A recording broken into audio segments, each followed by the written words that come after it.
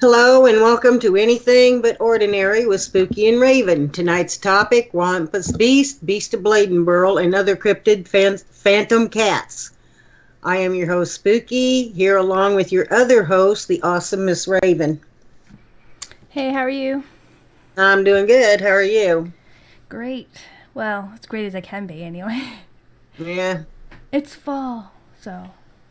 It's raining. Well, yeah, but I love the fall. It's been raining here for about 2 days.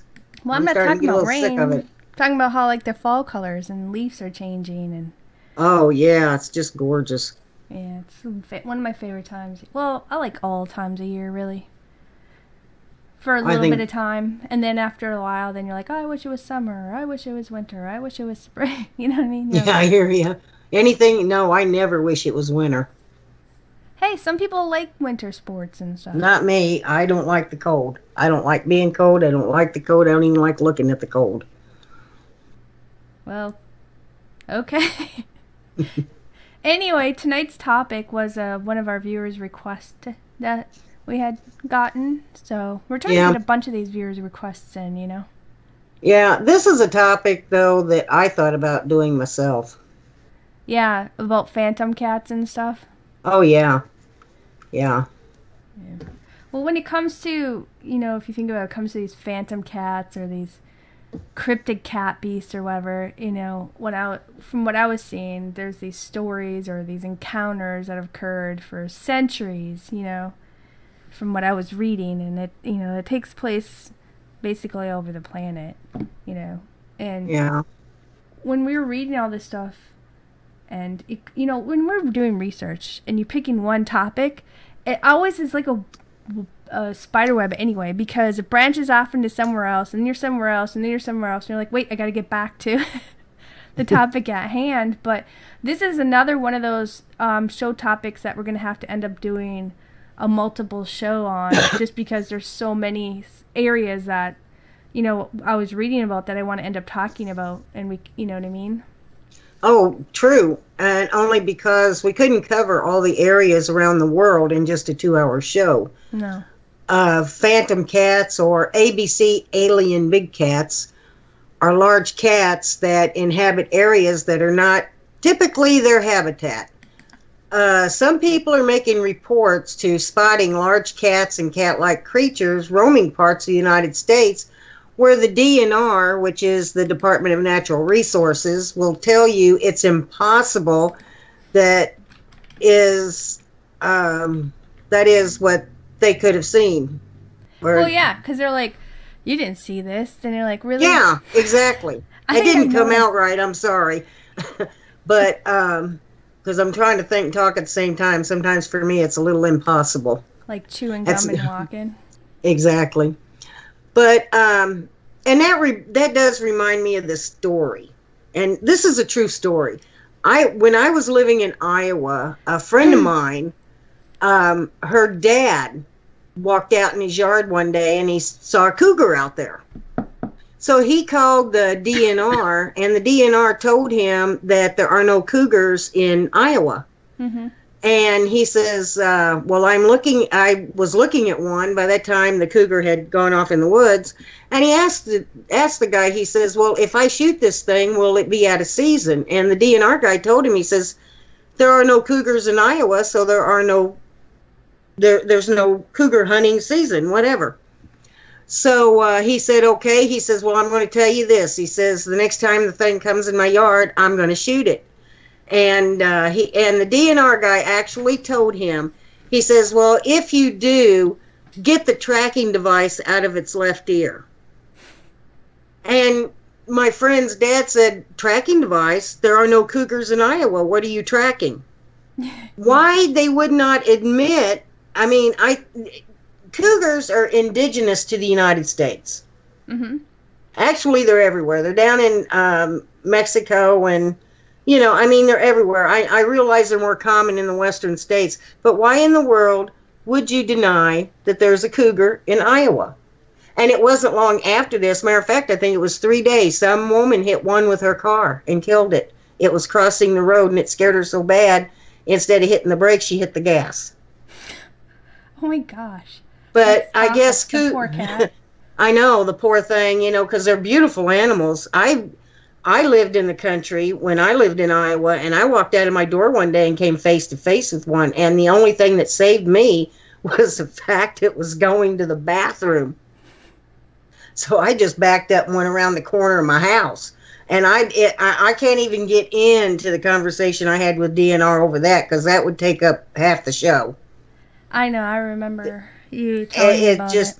I know, he thought that I was some crazy country girl that had moved to the country, and I was seeing things, and I was, some city girl that had moved to the country, and I was hysterical. I had probably seen a bird or something, and I was hysterical. No. I was born and raised in the country. I know a 300-pound cat when I'm looking at one. Oh, yeah. It's crazy, like, when we do this show tonight, because what we're going to do, for everybody who's listening and now live with us and later on in the podcast, what we're ending up doing tonight, because, we get these requests, and they're kind of just a couple lines, and we never really know, like, how are we going to end up presenting it for the viewer and for you guys too.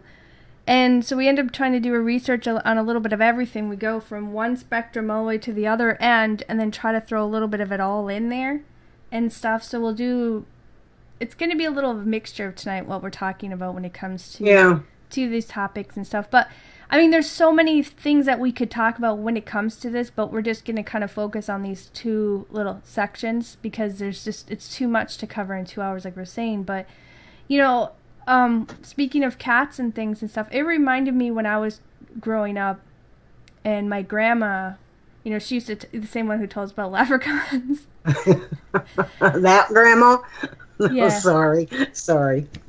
She's a cool grandma. Anyway, but when she sounded like it. When we were growing up, she would tell us about a bunch of stuff. And one time, she actually told us about this encounter she had, and it happened to her when she was like this young girl. She was around the age of like 12 or like 13, and so this would be like back in like 1928 or 1929.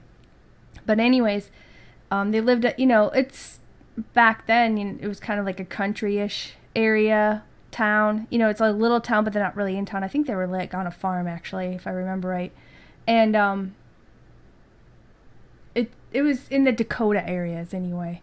And she was doing her schoolwork at the kitchen table, and back then they used lantern lights. They had those old-fashioned kerosene lanterns, or whatever they call them and stuff. So she was sitting there at the table doing her homework, and she said that she felt like something was watching her. She just had this weird feeling or whatever. So when she turned around and she looked, and she saw in the window 2 glowing yellow eyes and a mouth full of sharp teeth, just, oh my goodness, ready, like right up against the glass window. And it was like, she said it was like this cat-like creature staring her down.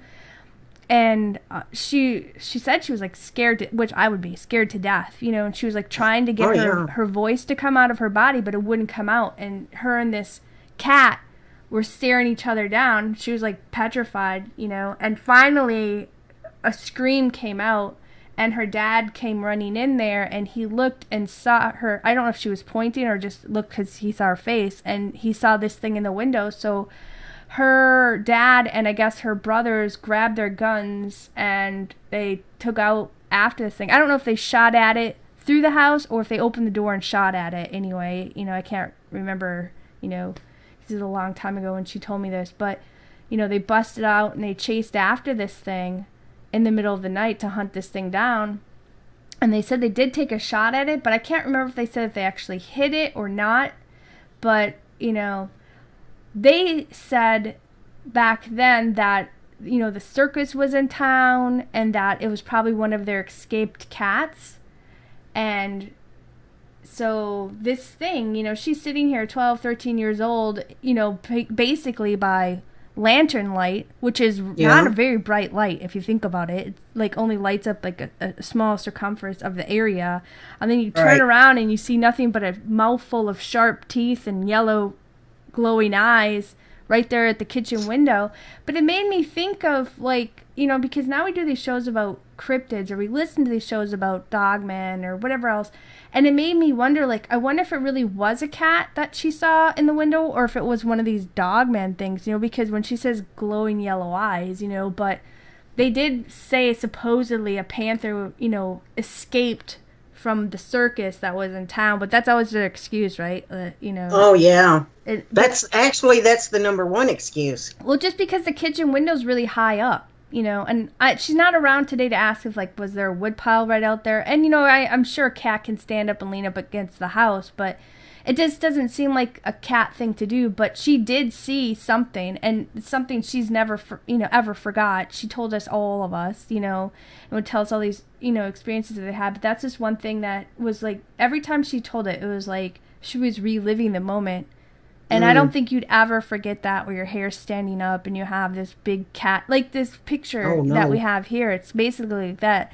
You only see part of its face up against the window, and it's like ready to pounce through there. And thank God she got her voice to come out. And the only thing stopping it is the window. Yeah, thank God she got her voice to break out. Because who knows if that thing would have busted through the window, and then who, you know what I mean? So yeah. It's you know, and these people, you know, they tell the authorities, like, well, I saw a big cat. They're like, nah, you didn't see nothing, you know what I mean? Or whatever. Oh, yeah. And there's these people who are having experiences, just like you just talked about earlier, about you and your friend's dad, and, you know, my around here in this area, and I'm sure that some people listening can relate to this. Mm-hmm. We have what we call Black Panthers. Now, I know people are going to tell me there's no such thing as a Black Panther. Well, that's what we call them. They're big black cats. They have, when you shine a light on them, their eyes are yellow.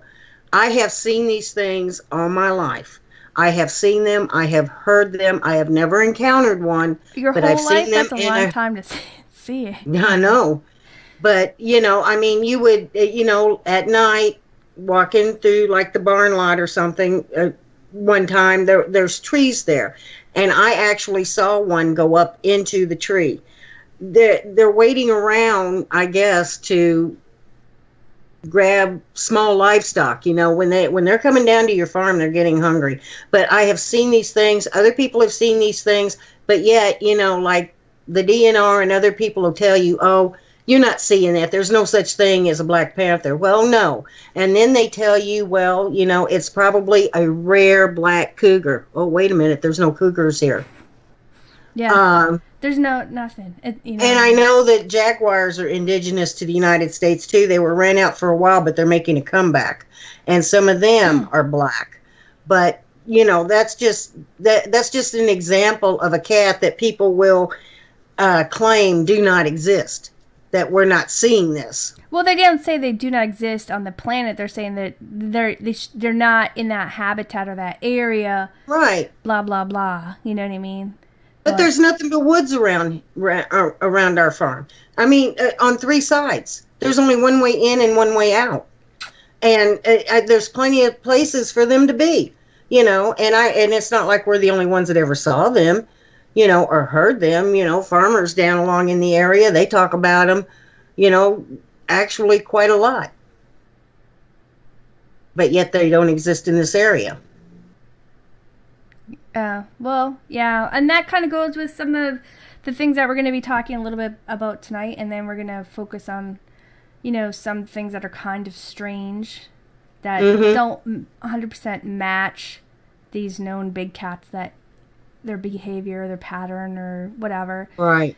You know, and like with the beast of Bladenboro, you know, that was a topic that somebody wanted us to look into. And, you know, I spent a good amount of time really digging up, you know, not just going off what everybody else is saying, but I was really looking through all the newspaper article stuff, because you can do that online now. And I was hitting different newspaper websites, not just sticking to one, and they were covered in a lot of actual articles back then. But according to like several newspaper articles from back in the mid-50s in North Carolina, you know, there was these strange incidences that were occurring where, you know, several local pets as well as livestock were being killed and mutilated by an unknown creature, because they didn't know what was doing this. You know, they just come out and find the aftermath of it. You know what I mean? And Yeah. so what I'm going to do is I'm going to kind of go through the progression of what was occurring, you know, as the days were going, and talk about what was happening to these people, what they were doing, what was occurring, and then we'll go into, you know, our thoughts and opinions and things like that. Because there's a lot of people who don't know this, and there's some people who do, you know, but in December of 1953, it was just like a few days after Christmas, is when, from what I could gather from reading the different newspaper articles, is when this kind of few weeks long of terror started to happen in this small area of North Carolina. And, you know, I did my best, you know, like I said, to do a lot of digging and reading about these things. And what I'm going to end up doing for you guys later on, I'm going to put in the podcast post all the links to these newspaper articles so you guys can go and read it far more in depth or anything. But anyway, back in December of 1953, it was like Tuesday, December 29th, there was a report that came in of this guy's dog being killed by what some thought to be by this 5-foot-long black creature near Clarkton. And this was another section of, you know, North Carolina that's near Bladenboro. And then 2 nights later on, which was on Thursday, December 31st, is in near or right, you know, into Bladenboro. I don't know if it was exactly in town, but like right by town anyway. They were saying like 2 more dogs were slaughtered in their actual kennels. And according to one of their owners, his guy's name was Johnny Voss, he said it was sometime after 10 p.m. that their first dog was actually attacked. And there was like, he said when they came out, you know, because they heard a bunch of commotion and stuff, and he said there was like a large amount of blood and just saliva just all over the, you know, splattered all over the place, even all the way up on their porch and stuff. And I guess Johnny's father grabbed the blanket, went out and wrapped the dog up, and they put it, you know, wrapped it up on the porch. And I'm assuming they went back inside for a little bit. And then later on that evening, from what I was reading, it was like near 1 a.m. or 1:30, whatever, they heard a commotion again. And then they went out and they found now that both of their dogs were missing. And the body of the first one, you know, that was wrapped up in the blanket, they're surmising that was taken somewhere between like 10:40 to 1:30 a.m. because that dog was gone. And now there was another attack on their second dog, which they ended up finding like 3 days later. And what they said was that, and it's going to be a little gruesome here, but this is just how the whole stories are, you know what I mean? But they said that the dog was decapitated and the body was just wet and crushed, you know, like the bones were just crushed in it.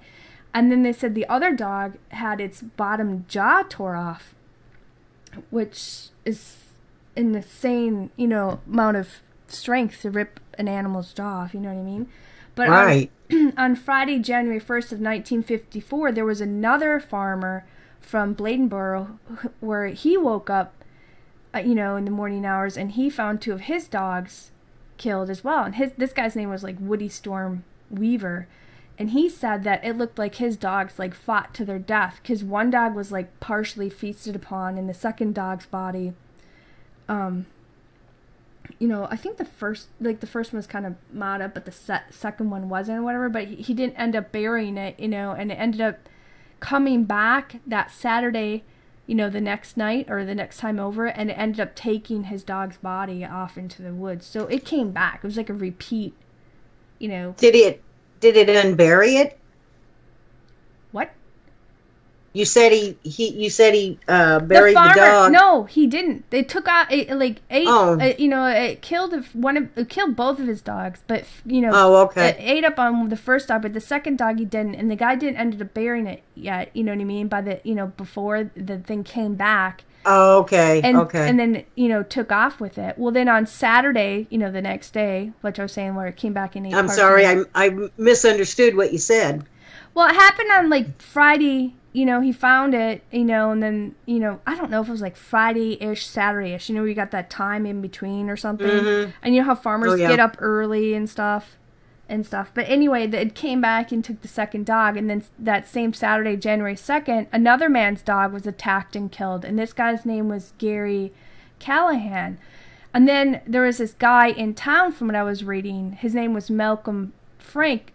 and he claims that that night that he actually saw this strange creature that was like 4.5 feet long, but he said it had bushy fur, and it kind of resembled that of like a bear or a panther. But big cats don't have bushy hair, No. And although cats are really huge and stuff, they have pretty much all those big cats have really sleek hair, as far as I know. But at the time he said he was unarmed, so he didn't like go after this creature. Because by this time everybody had already known for the past couple of days of these animals being hunted and slaughtered. Of course, people are very aware in the area now because you know how small town word spreads fast. I mean, nothing goes faster than a small town like gossip, so that's true. So everybody knew about this. Everybody was on guard. Everybody was cautious. There were people out looking, for stuff by this time, small groups of a couple people here and there looking for something. But he said that, this thing was 4.5 feet long and he wasn't sure if it was a bear or a cat, but, he didn't go after it because he didn't have a gun. And of course, all the dogs in town that night were, just barking and howling all night long, to alerting like something's here and it shouldn't be here, And then on Sunday, the next day on January 3rd, I read there was 2 more dogs that were found dead. Both of them were killed. Their skulls were kind of crushed in and chewed on. And both of them were missing like, their tongues or partial their ear. And what they ended up doing is they took this one dog's body and they had an autopsy done on it. And this is weird because this is when they said in the newspaper articles, everything I was reading and stuff, they said that the dog's was drained of blood. There was maybe a few drops of blood, but the mass amount of all the body blood was gone.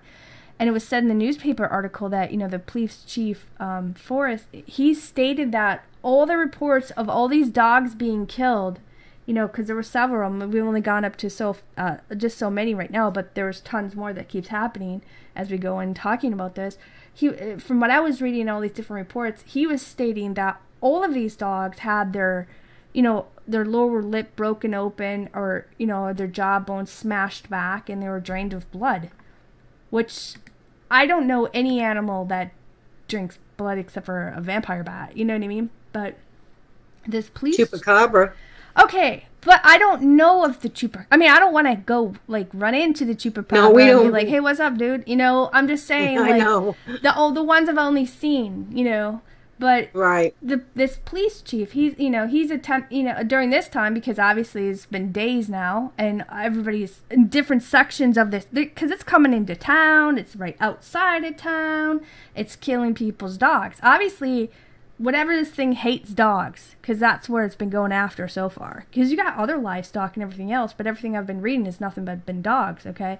So this police chief, he's been going out, he's attempted to track this beast that night, and he took 3 of his coon hounds. I don't know if it was his, but he had 3 coon hounds with him, it said in the paper. But while they were trailing this thing, the dogs started to act up, and they're like, nope, we're done. We're out of here. They just refused to follow the trail anymore.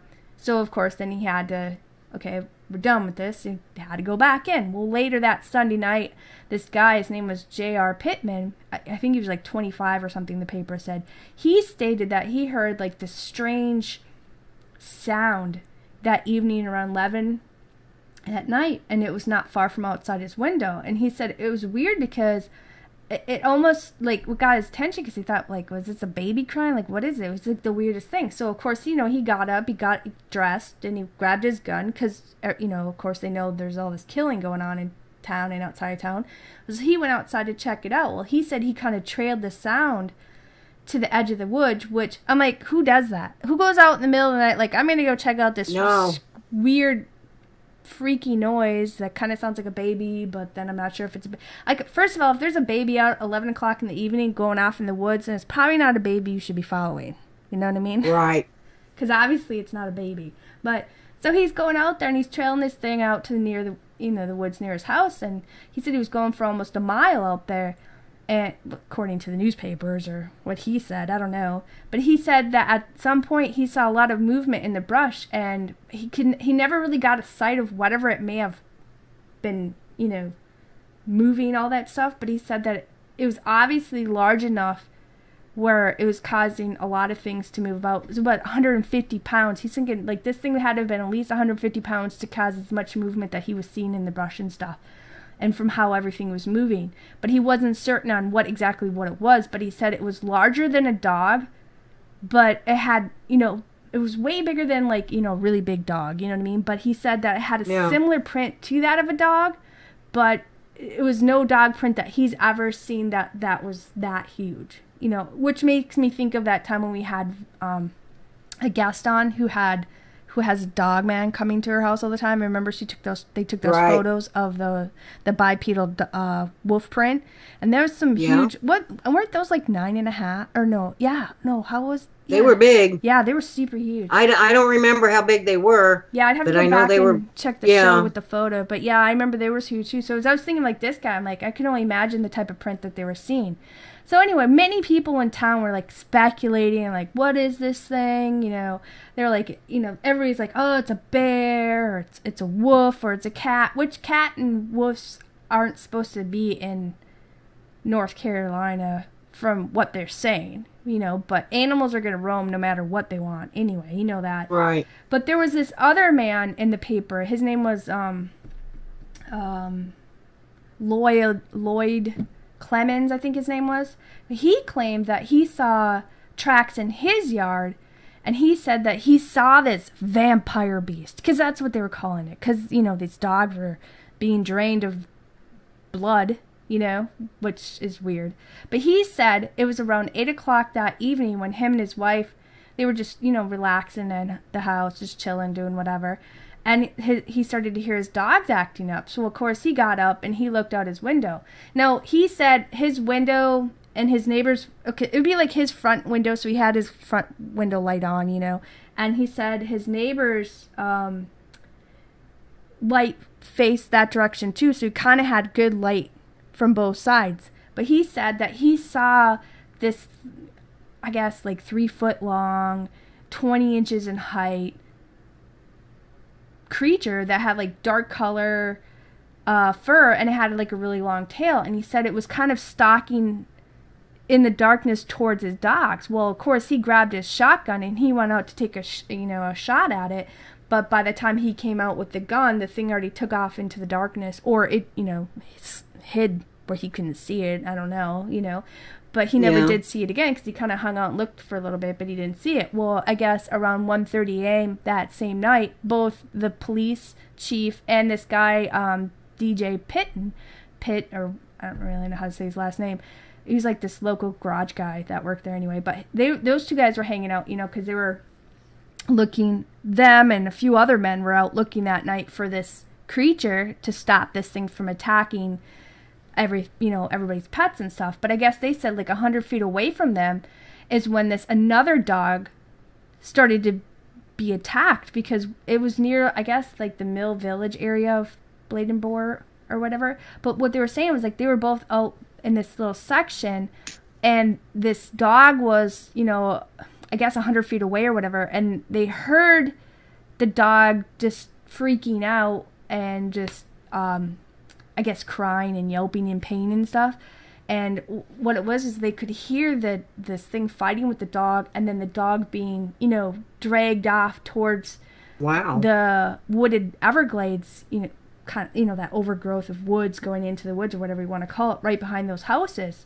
So of course, they took off after this area, both the men and their dogs. They set off to, on the trail of this beast to find out what the heck's going on. You know what I mean?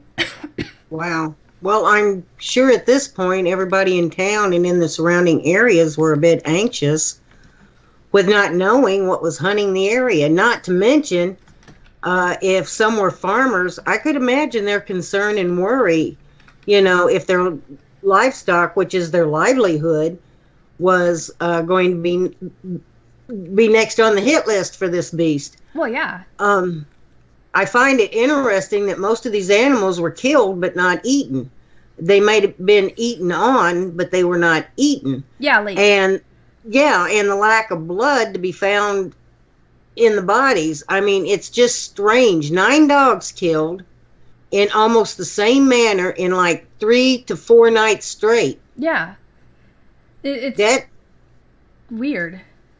I know, and nobody really caught sight of it except maybe for a couple people. And one guy, he was I can't think of his name now, but he was the first one to mention that it had a long tail. Right. So that tells you right there it's a cat. Right. Well, or cat-like. I mean. Yeah, but they will attack dogs. I mean, people. Yeah, but we're speculating here off of what somebody's saying because, like you said, one guy said it was all bushy and furry like a bear. Yeah. Okay. Yeah. So I watch these shows on I think it's the Discovery Channel, and there's this one guy on there that for a living he lives up in Montana, and the name of the show is Mountain Men, and he lives up in Montana, and what he does for a living is these ranchers hire him to get rid of cats. Mm-hmm.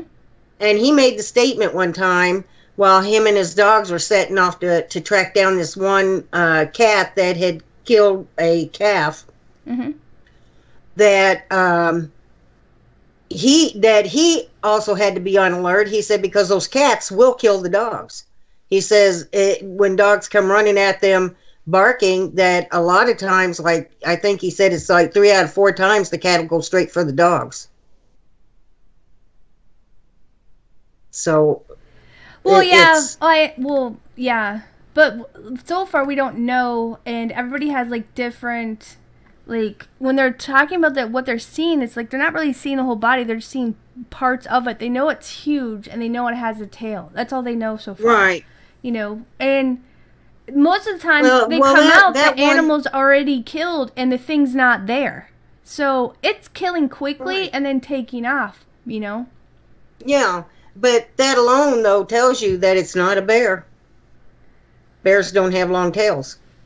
That we know of. I mean, I've never seen unless there's like some weird mutated bear, that somebody's, crossbreeding different species, which is impossible. You know what I mean? But, but it makes me wonder, like, okay, and I'm not saying that it was a cat. I'm not saying it wasn't a cat, but it also makes me wonder now that we've met so many people, who's had so many weird cryptid experiences with dogmen and stuff. I was like, I wonder if some of these were a dogman and maybe some of them were a cat. Maybe some of it was something else. Who knows? But I'll get back to the rest of the week that's going on here. But on Tuesday, January 5th, okay, we're already going into the next day, somebody found a pet rabbit that was just decapitated and it was still warm from its kill.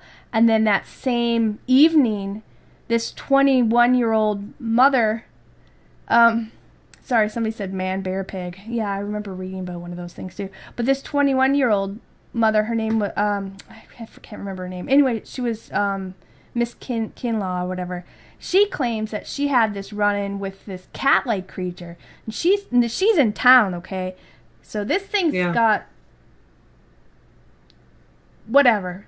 Some big set to be roaming in town with a bunch of people and guns and doesn't even care because it's really not that late in the evening, because she said it was around 7 p.m. that she heard these dogs kind of making a ruckus outside. I don't know if it was her dogs or just dogs in the neighborhood. Well, of course, she's a little curious, because she hears this whimpering and whatnot.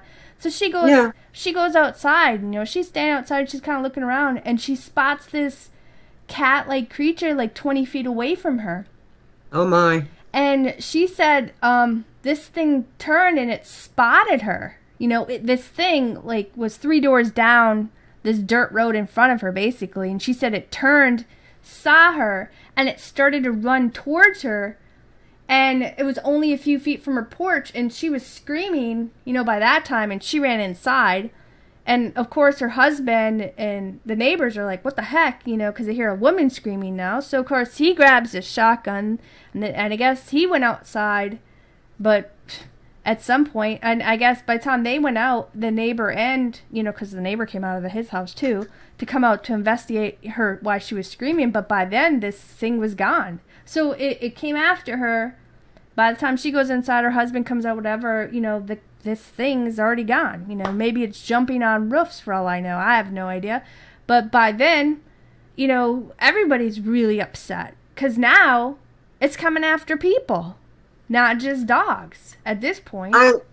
I think it's interesting how this thing had no fear about hunting in town and no fear of people. Mm-hmm.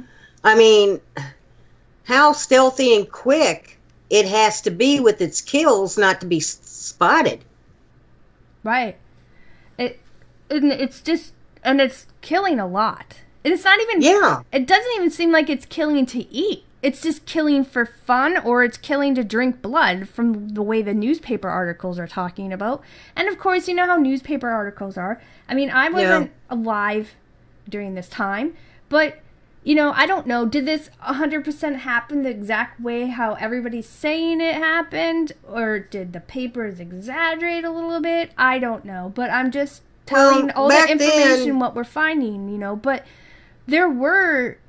several tracks that were found in the Kinlaw's yard, in her yard, and in that evening, by that time, they had a ton of people. They had more than 500 people, gather that night to get this thing, because this is it, now it's coming after people. They can't have it, So they set out to hunt this beast down.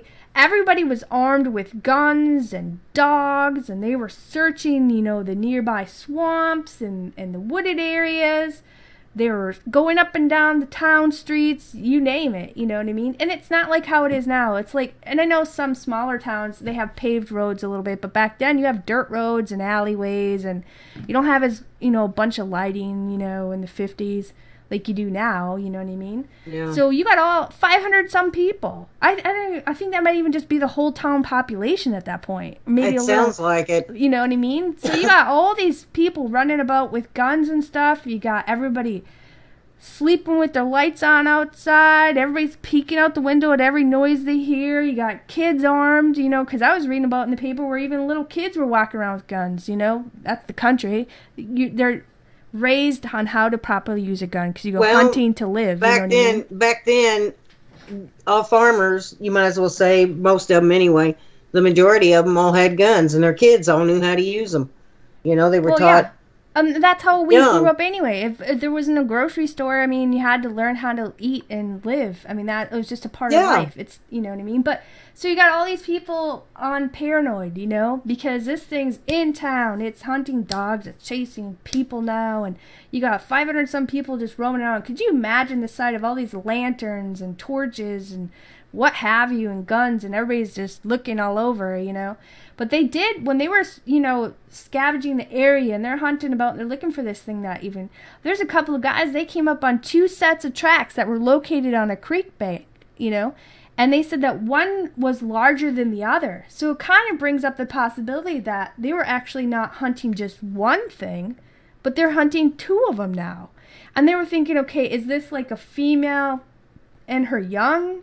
Or is this like a male and female teaming up and hunting our area, So now they're even more concerned because it's not just one, but there's a chance of more than, it could even be more than 2 for all they know. That may have been why there were so many dogs killed in that span of time.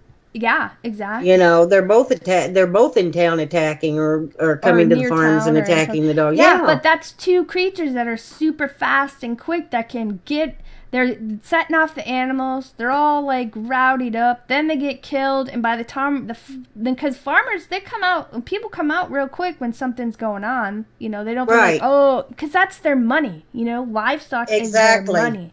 So these things are taken off fast. So whatever they are, they're quick to kill and take off and to drink blood and leave that fast. It's weird. Anyway, on Thursday, January 7th, you have another dog that was, you have all these men hunting about and stuff. And then you have on the 7th, another dog's found dead in the pasture near the swamps in Bladenboro, So by this time, and it's been in the paper, it's all over the place. You got people in different states reading about it. You have them in nearby towns. They're all like, we're coming. We're going to come help you. There's guy was down in Arkansas. Was it Arkansas or Alabama? Texas. It was something like that. Anyways, he's like, oh, we're professional hunters. We've hunted cats and bears and wolves, and they told this to the paper. The paper's putting it in there. So you got all these people coming from all over the place saying, we're going to come kill this thing for you guys, So you got all these... Yeah, they probably killed one cat and lived, and now they're an expert. Well, I don't know.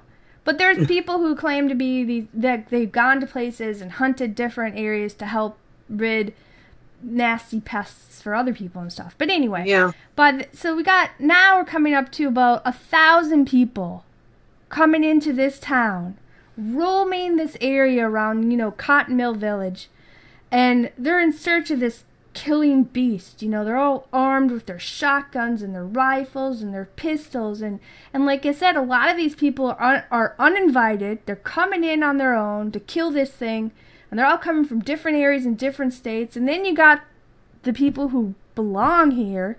And they work with the police. They're working with each other. They know each other. Yeah. So they have this organized party where the organized party, they're out searching with guns and their dogs, and they're hunting responsibly and cautiously. You know what I mean? Where you got all these yahoos from all over coming in, just like gun-toting, drinking beer, and thinking, yeah, we're gonna kill this thing. We're gonna be famous. We're gonna be on, what have you. You know what I mean? So. There was this one point... That usually what happens, though, because the papers back then used to really sensationalize things, mm-hmm. And pretty soon, another newspaper picks up on it, and another, and the next thing you know, you got all these yahoos running around, coming in, well, we'll get rid of this, or they're just coming in just to be able to say that they were there hunting it. Right. Well, then at one point, someone comes up with this idea, like, let's get a bunch of our dogs. Let's tie a few dogs up there in the woods, and we'll leave them there, and they'll of course be hiding out. Let's leave them a meal. Yeah, well, that's basically they had this idea, like, let's tie a bunch of dogs out in the woods, and we'll stake it out, and we'll lure this thing in, and then we'll kill it. Well, of course, people heard that, and then you have the Animal Humane Society thing that they had back then. They're like, you can't do this, da da da. And then they're like, the mayor's like getting involved now, and it's getting a little out of hand and stuff. And then they're like, okay, we're not going to do that. So they dismiss that idea. That idea's dropped, which is good because they should not, you know what I mean, do things like that. Really, it is. It was getting out of hand fast. Well, really quick. But by Friday, January 8th, according to the papers, like I said, the mayor, Fossils, he calls off the hunt. He's like, that's it. Everybody, this is it. We're done. I want everybody to disperse, everybody go back to where they belong, and he's like, I don't want anybody coming back here who doesn't belong here unless there's another creature attacked again. Or like an animal, you know what I mean? If there's another animal or person attacked, or if there's a sighting, then we'll let you know, but it was because you have thousands of people coming in from all over. Well, with all the people coming to town from all over to hunt this thing, mm-hmm. they're all out there running around in the dark, shooting at anything that moved. That was dangerous for everyone. I can see why he called it off, because pretty soon they're all going to be in a shooting frenzy. Not all of them, but a lot of them are going to be in a shooting frenzy, and they're going to be ending up shooting each other. Well, I think they were already shooting things, because when I was reading, I think that they were some things, and I couldn't really find the paper, but I was reading about different parts where people were killing multiple animals in the woods and saying, well, this was the killer, or this was the killer, and it ranged from bobcats to cows. Not cows, but you know what I mean? Just they were shooting things that, and it was piling up.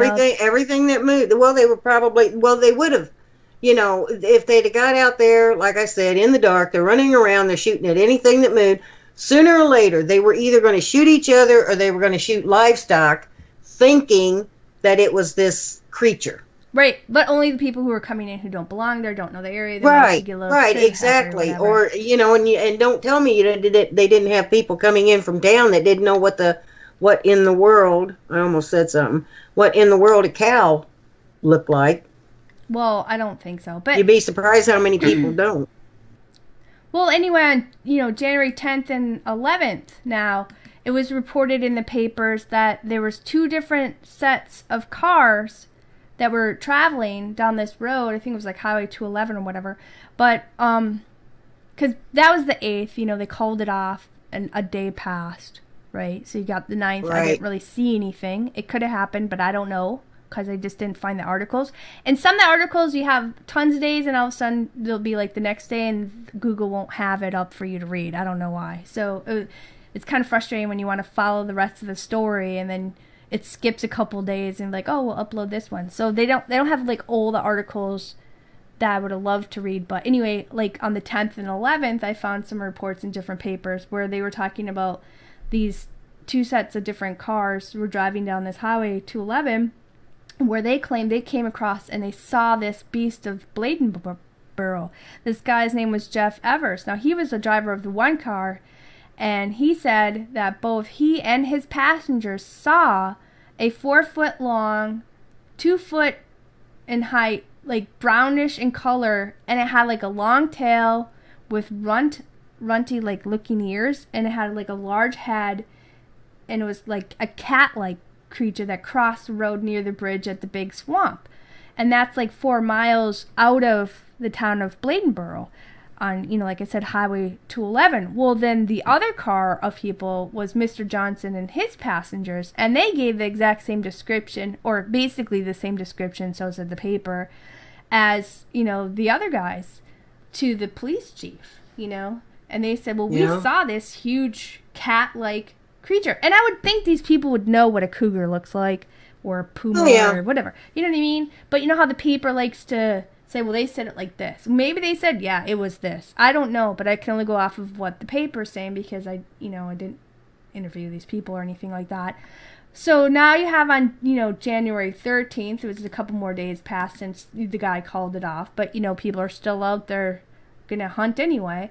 This guy in the paper, he claims, like, he killed the beast of Bladenboro, But the thing is, that same time when he was saying he killed something, there was actually 2 animals that were brought in at that time.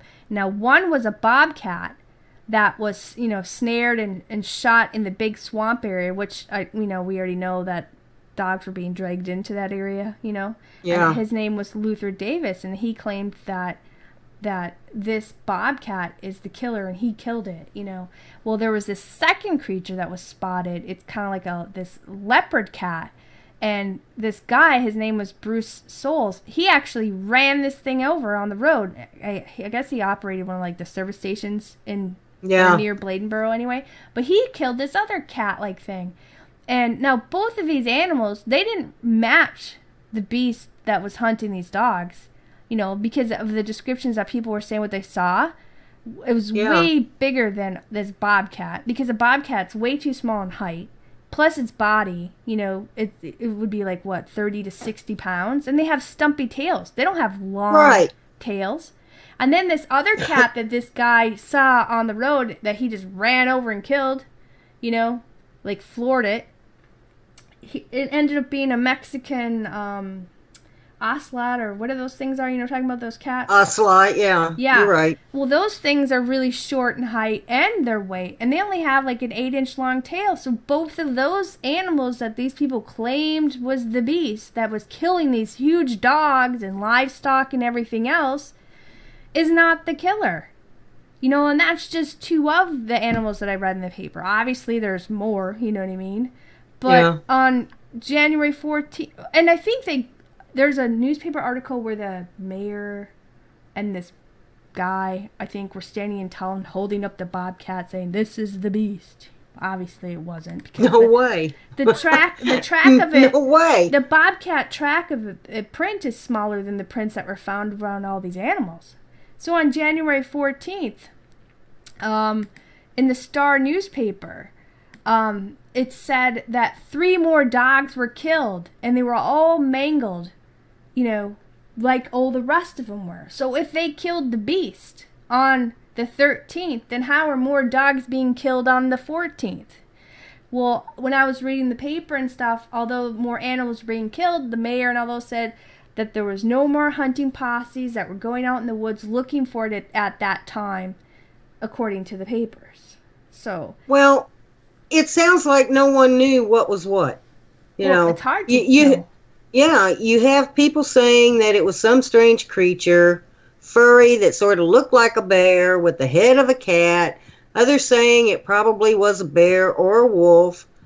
It's nobody. Well, it's something nobody knew for sure. Because nobody really had eyes on exactly what is doing it, because it was always escaping.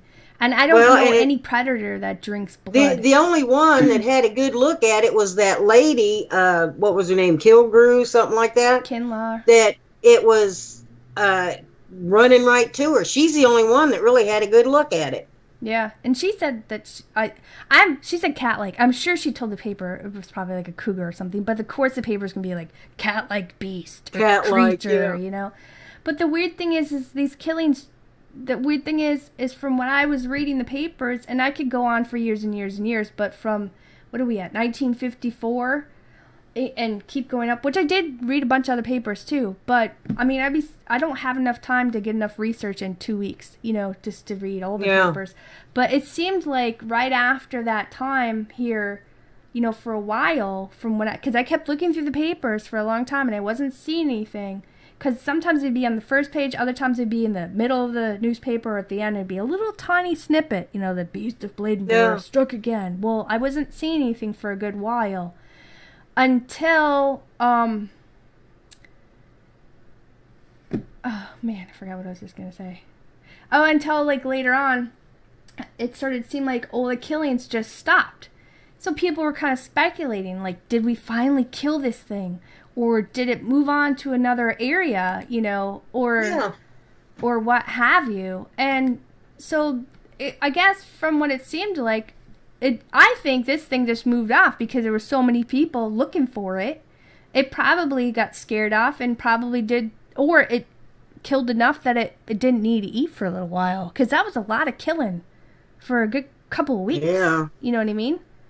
But the weird thing is this whole vampire theory of, you know, the cops saying all these dogs got their blood was gone and their jaw was pulled back. And I've never, you know, when you're studying the different animals that roam the wilderness, you know, some of this killing matches some of it, but then other parts of it doesn't match the predators at all.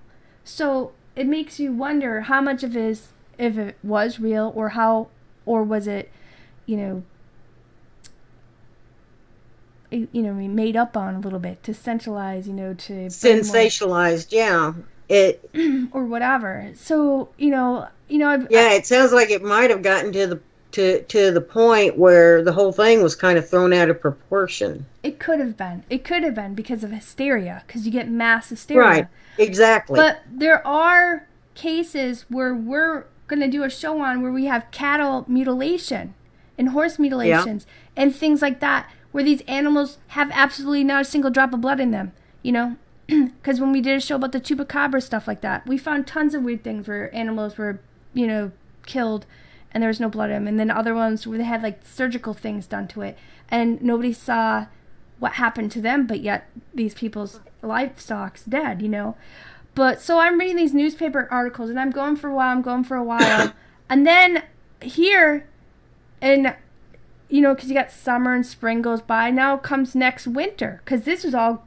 being done in the wintertime. Now I found some other articles in the next winter, and I could have missed somewhere in between there, or it could have moved off into a different area, and I didn't really branch off into all the other areas to see if there was killings going on there, but I bet you there probably was.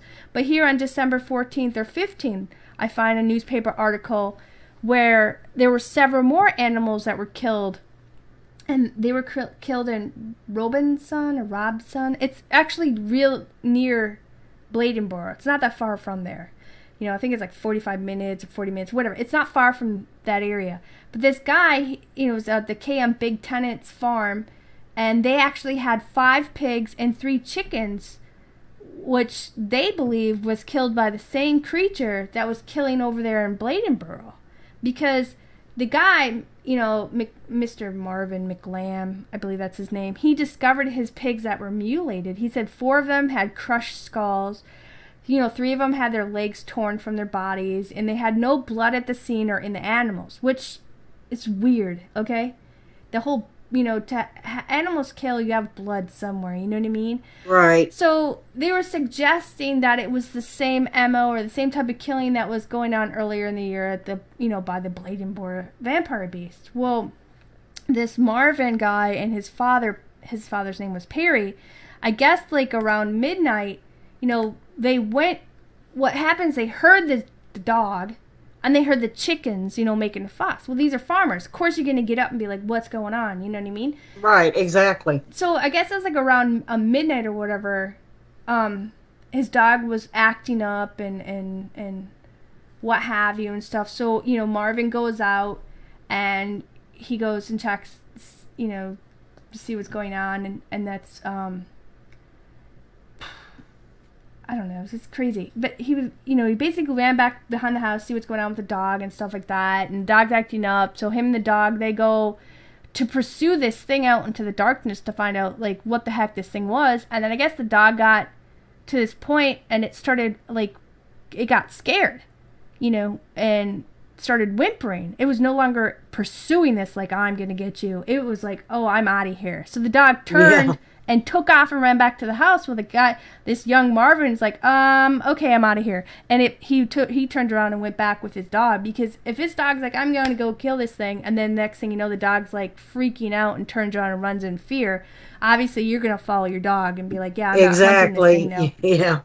Yeah. That's the end of the hunt for me. Right. So in the day, when my dog takes off whimpering, yeah, with its tail between its legs, yeah, I'm right behind that dog. Oh yeah, for sure. I'm like, there's a point where safety first before dead livestock. Well, the farm dogs, especially back then, farm dogs were used for hunting. Well, they still are, but they weren't afraid of anything because they were used to being out there hunting, and they were used to being out there probably hunting in the dark, mm-hmm. and on occasion. But this thing all of a sudden just turned around, ran back to the house. Yep, you're right. I'm going to be right behind my dog. Yeah, for sure. But I guess like in the daylight hours, of course the scene's not very pleasant. You got several chickens that were found killed. One was up on the porch with its head missing.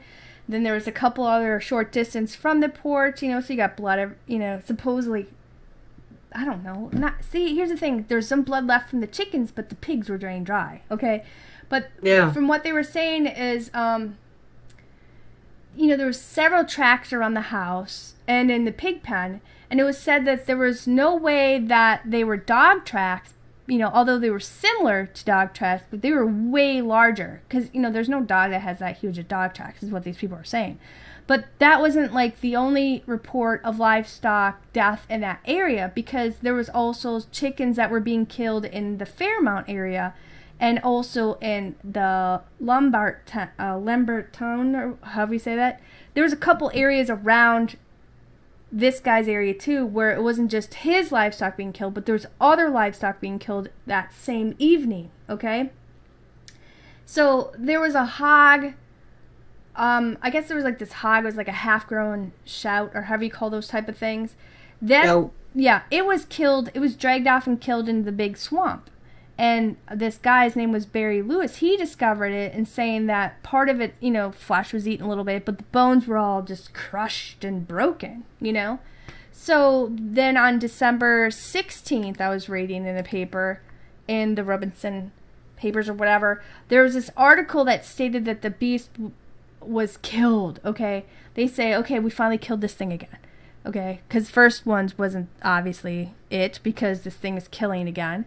But they claimed that this time, they blamed all these killings on this large stray dog for all the deaths that happened that whole year and everywhere else. They said that this one dog, according to them, was killed about like a mile and a half away from where all the hogs were mutilated. But they said this dog weighed 65 pounds, okay? And it was like a shepherd collie mix, which I don't know, like a shepherd collie mix to be that type of a brutal dog. You know what I mean? They're actually I've never, collie especially, I mean, they're guard dogs, basically, they're farm dogs. Yeah, they're farm dogs, that's it. But they know when something is out there that's not supposed to be there. Right. I mean, I know that I know farm dogs do go rogue. Because they'll run off with other farm dogs and they make their packs, or they're farm dogs that ran off with wolves, and then of course they'll run off with feral dogs too, because every once in a while you get a pack of feral dogs. Well, that's what I'm saying.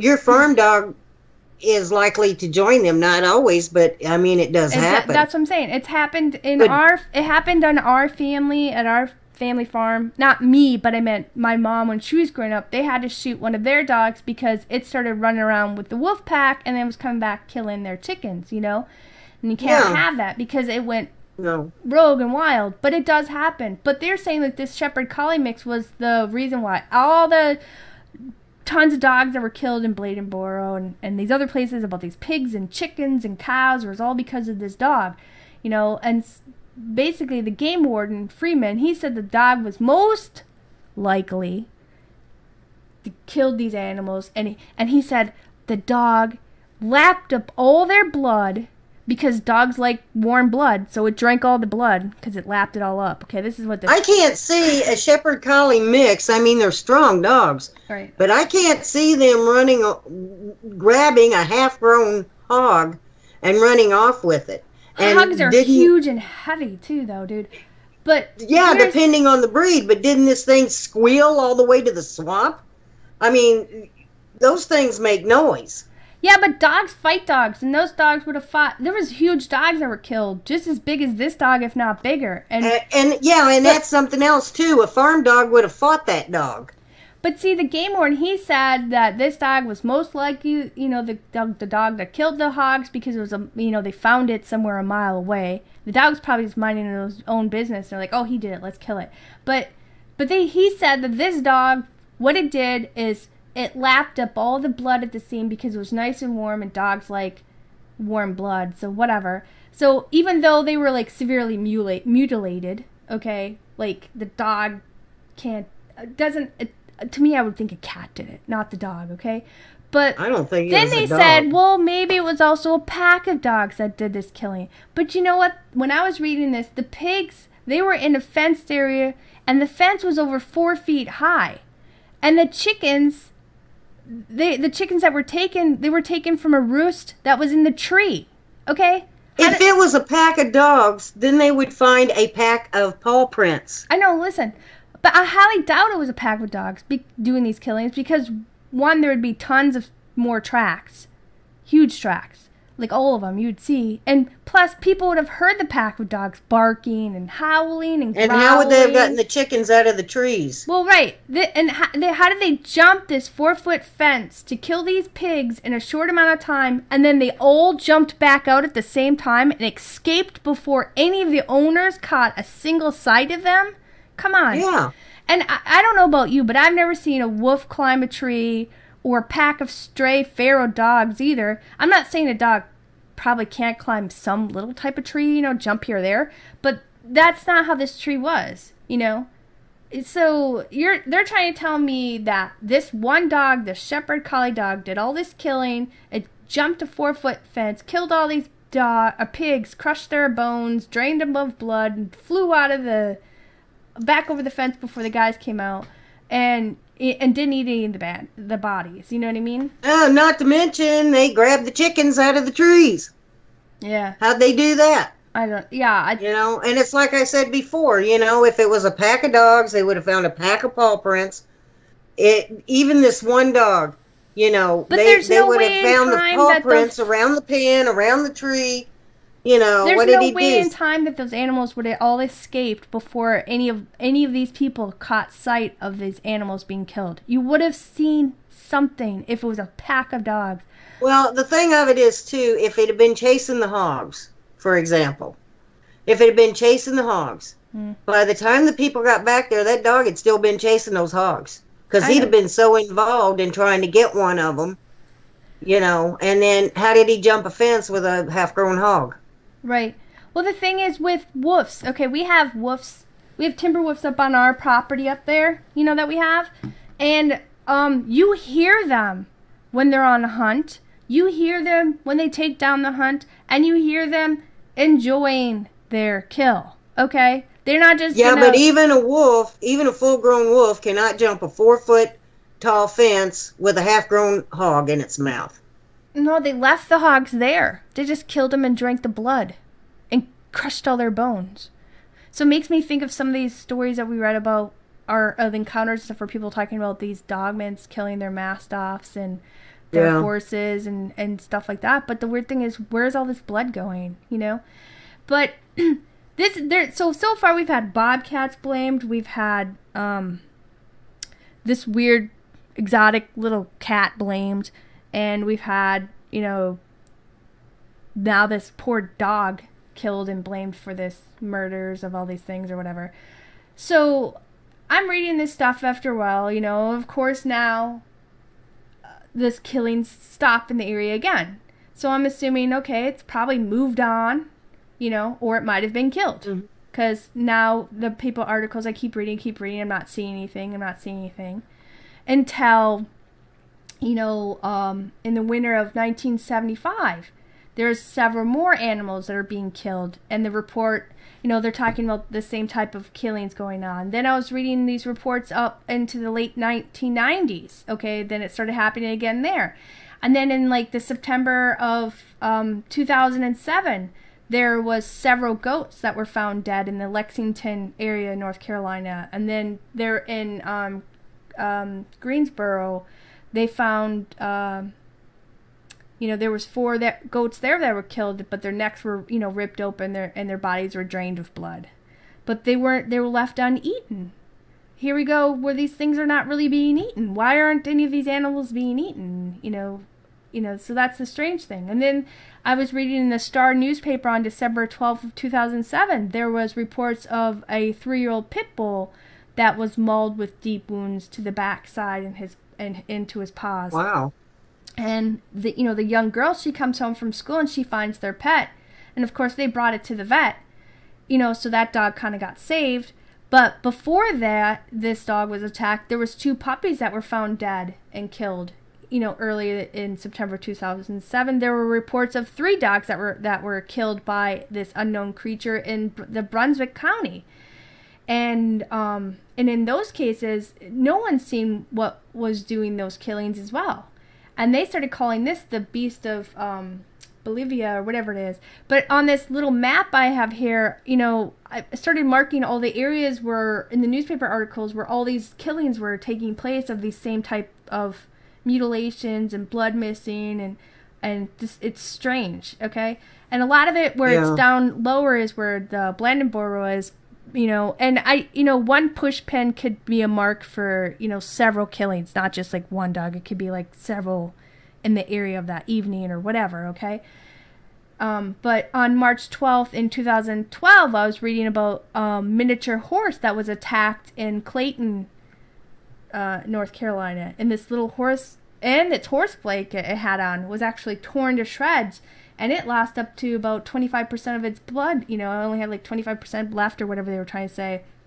But the people, they found it in time, you know, so from what it was saying, from the newspaper articles and the little news video and stuff, they're saying that the horse is going to live or whatever. Well, 2 days before that, there was 2 dogs that were attacked in their kennels near the Wendell, North Carolina.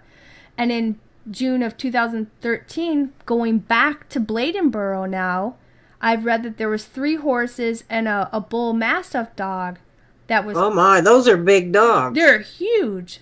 So yeah. Now we're going back into Bladenboro. So there is something still about killing. I'm not saying that all of this was killed by the exact same thing that did everything in Bladenboro. I'm just telling you all the stuff that I was finding when I was trying to do my research for the viewer's request. Well, so this 3 horses and this dog, okay? Well, the lady's name was Miss Turner.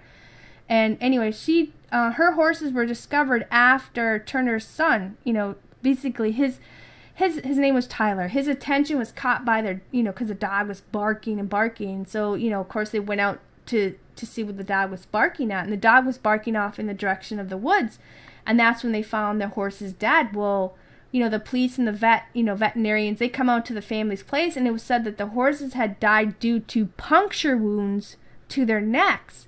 And it was said that if it was almost like the wounds were used only to access the blood. So, what is this, a chupacabra then thing? You know what I mean? It's I don't know. Really. What is this thing that's killing these large animals? Well, we really don't know what a chupacabra is. It could be a canine. It could be a cat. It could be alien. I don't know what it is. Anyway, so they're saying that this, the horse had these puncture wounds where obviously this thing was using it to access its blood. And then they said, I guess the next night, because the first night the dog wasn't killed, the dog was like, going after whatever was attacking these horses. But these horses, I guess, put up a little fight because they were soaking in sweat when they found him dead. So obviously these horses were fighting this thing and trying to get away from it. And it took down 3 horses in a short period of time. But, for this family who were at home, came out to see what's happening, and then their horses are dead. So that's a short time too, again.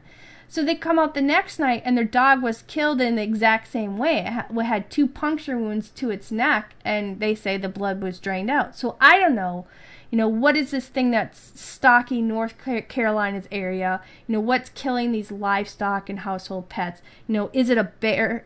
Was it a bear? Was it wild dogs? Was it a cougar? Or is it some unknown predator? We don't know because we weren't there. We didn't. Not investigating the crime scene. But remind me never to move to North Carolina. It happens everywhere, though, because when I was doing this research, of course, it's like a spider web. I started seeing places in other area, and I'm like, well, we can't. We got to stay on this little section because, we'll just have to do multiple shows for everything else. But like I said, it just seems that, that many, all these people have all these different theories over the years as well as descriptions of this animal that was seen around the area. Because it was only seen briefly by a couple of people, remember, in Bladenboro, and to me it sounded like cat-like, but no one's ever seen it in the act of killing these animals, so we don't know for sure what it is, and I've never really known of any predator that I know of that drinks blood except for like a vampire bat, The only animal that I know of that goes for the neck is a cat. Oh, yeah. But I did come across some missing persons and John and Jane Does, because like I said, I was trying to somebody's talking about story source.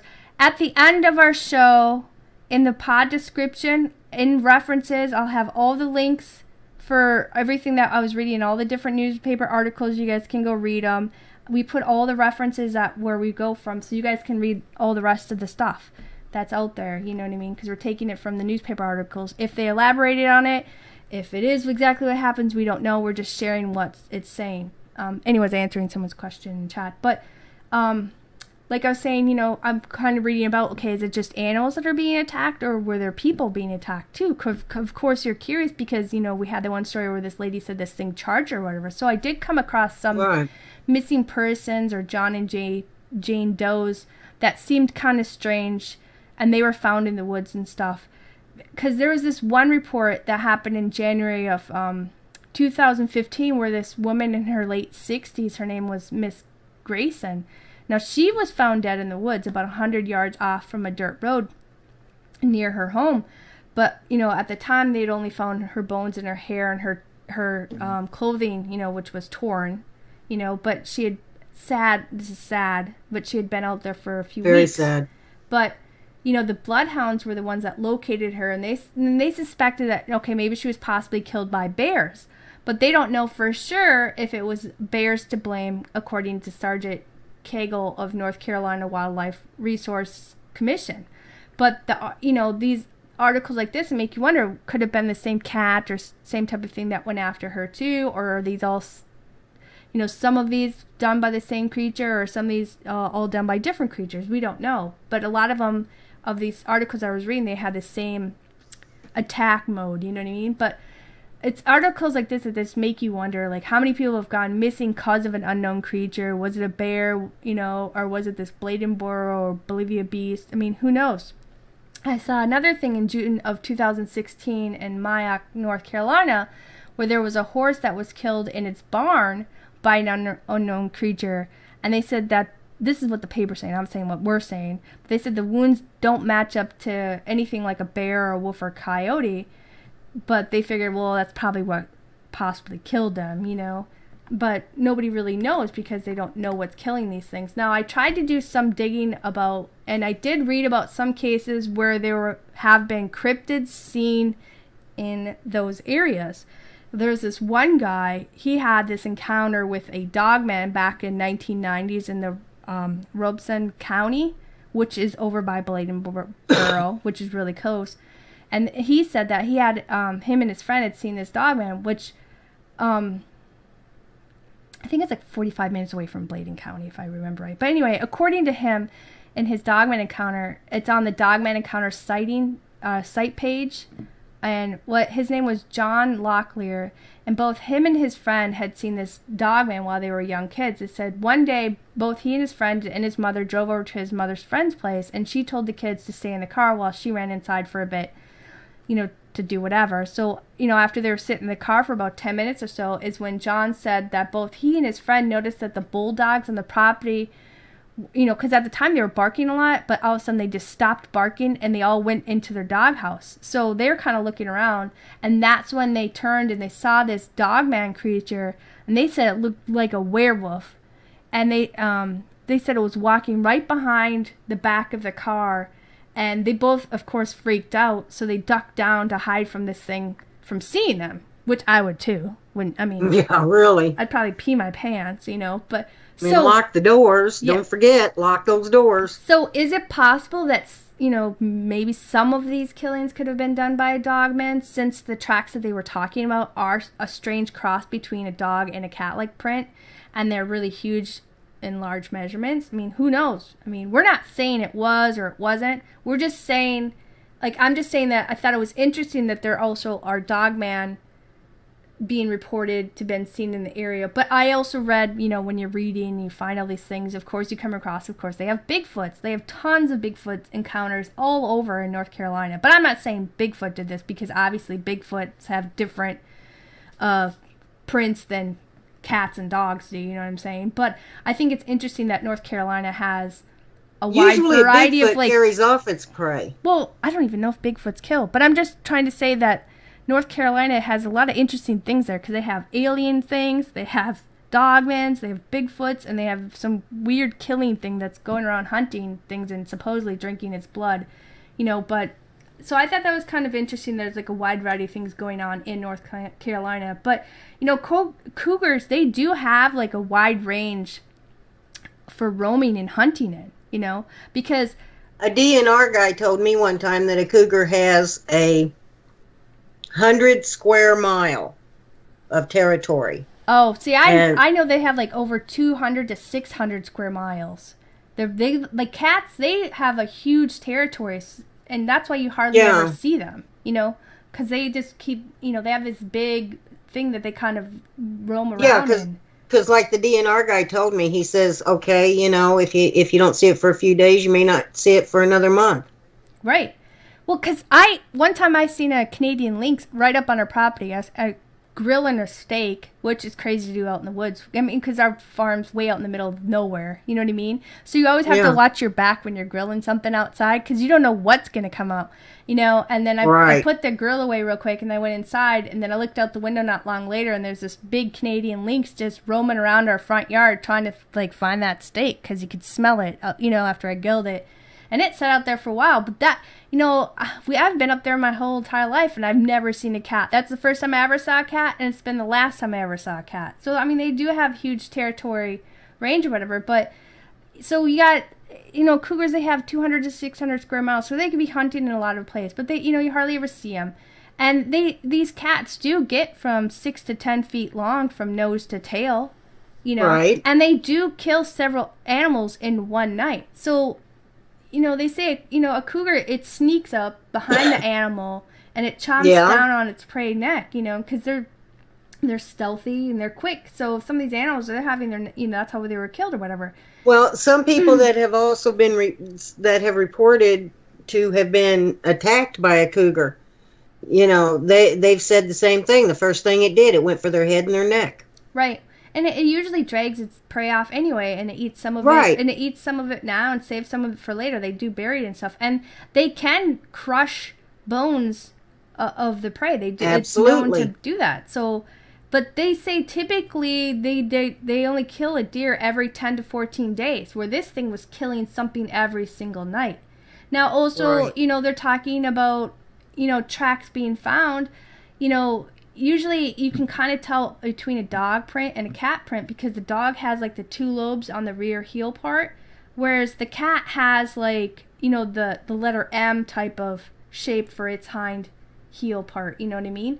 But also, a cat never leaves its nail marks, because they retractable, whereas a wolf or a dog, you can always see like its nails when it's walking its footprints, but cats will never leave their little nail prints, and cats tend to overlap their pattern of walking. They kind of step in their hind foot and their front foretrack, so they kind of lap over each other, whereas a dog, those type of dogs, they do like a little gallopy type of thing, you know what I'm saying? And plus, the one has like a slant in their toes, whereas the other one, like, dogs are more symmetrical, so you can totally tell the difference between, for somebody who kind of knows pets, you can tell the difference between a cat print and a dog print or whatever. Well, that's true. Monster Quest did an episode on the Beast of Bladenboro back in, I think it was 2008. Mm-hmm. And they were saying, I think, that it may have been a cougar. But if these animals were killed and drained of their blood, that is no cougar. Okay? Were these kills sensationalized by several newspapers? Maybe, maybe not. But something has, and from what you just said, it's still hunting it's hunting that area to this day. It's still there. Yeah. I know that the town of Bladenboro, every year they have like this Beast Fest, Oh, lovely. Yeah. Let's celebrate it. What the heck? No, I don't think they're like. It's just kind of like, their town's kind of always going to be forever known for it. So, Yeah, and some people true. are always going to come anyway. So why not make some money off people just having a good time or Right. whatever? But they Capitalize have on this, it. Beast Fest every year. And for any of those who are interested, this year's is actually of 2017 is going to be held on Friday night, October 27th, from 6 to 10 p.m. And it will go into Saturday, October 28th. And then they have like this grand opening ceremony at like 10 a.m. until 10 p.m. But they have like, rides and food and music, and everybody's just, just getting together and just having a good time. And if for anybody who's in the area or wants to travel down in the area, maybe you should go check it out. And you might end up hearing more detailed stories of the stuff than what we did. I mean, I tried my best to get as much articles as I could to find out, but you can only believe so much from a paper, you know what I mean? Yeah, true. I thought it was kind of I don't even believe what the papers print today. But I know, really don't. We're not going to end up having like an intermission, because we'll just go into your... Yeah, because we're going to be running over anyway. We're going to run over tonight, but it was a lot to talk about, because there was a lot going on that I had found, and it didn't just happen then, it was happening a lot in a lot of areas. But why don't you go ahead and talk about the Wampus cat and the things that you were looking up for the viewer then? Well, the folklore and the legend of the Wampus cat, sometimes called the Wampus Beast, is still told in parts of Tennessee, North Carolina, Kentucky, Virginia, and West Virginia to this day. Now, there are reports in Florida, Pennsylvania, and Arkansas, which makes one think that maybe there are more than one of these creatures. No one knows for sure how this legend got started, but there are two things known for sure. It originated in the Appalachian Mountains, and it's been told for over 200 years. Now, the people of the Appalachian Mountains, they talk about scary monsters, that roam those mountains, such as Bigfoot, Dogman, Sheep Squatch, the Mothman, etc. But the one story or legend that to this day still terrorizes them, and that is the Wampus cat. Now, like I said, for over 200 years, people have feared this cryptid, and in some parts of the aforementioned states, the people still will not leave their homes after dark. Lumberjacks back in the middle 1800s have told stories of encountering this cat-like creature, and it's been described as a bipedal with the body that is half woman, half mountain lion. And this is one of the things that really make this kind of distinctive, because it's one of the few that is actually thought to be half woman. So like a skinwalker. Yeah, like. Exactly. They describe it as being tannish, sometimes black fur on the back and white fur on the stomach and chest. It has pointed cat ears, paw-like hands, and feet with claws. Also a long tail and a mouth of sharp pointed teeth. Now this thing is said to stand about 5 foot tall, and they say that it has a very foul smell that causes nausea in people who encounter it. That's weird, because talk about, how Bigfoots and those other cryptids have that foul smell of... Yeah, and it's been described as a smell between a wet dog and a skunk. That's foul. It's said to have this unnerving hiss and howl, and when it screams, it makes the hair on your neck stand up. And like I said, it also has the distinction of being one of the few female cryptids out there. No one knows for sure the origin of this wampus cat, and there are a few stories about how it began, but one of the more popular goes back to the Cherokee. And according to that legend, the wampus cat was once this gorgeous woman from a local Cherokee tribe.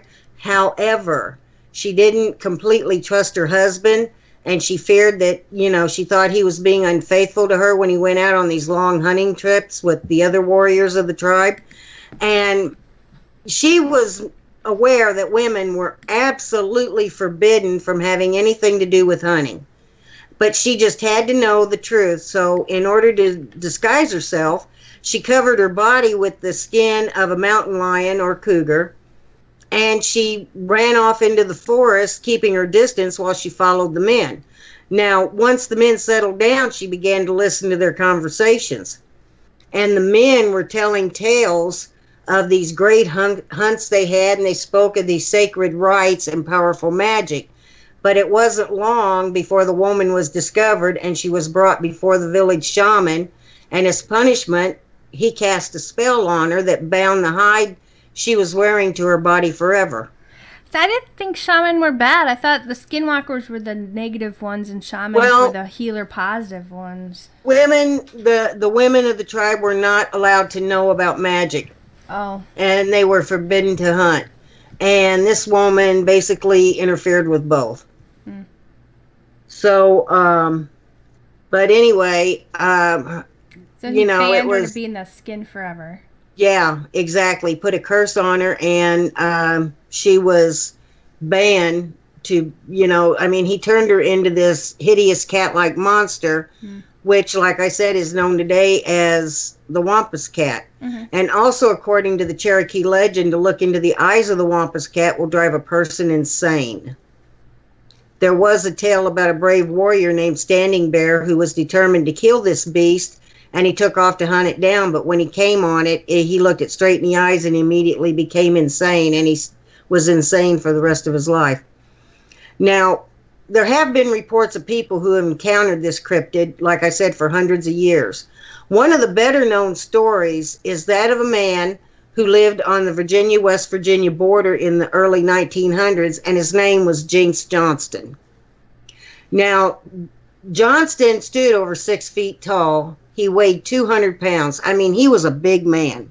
He was strong. Hardly anything scared him. He was just not easily scared.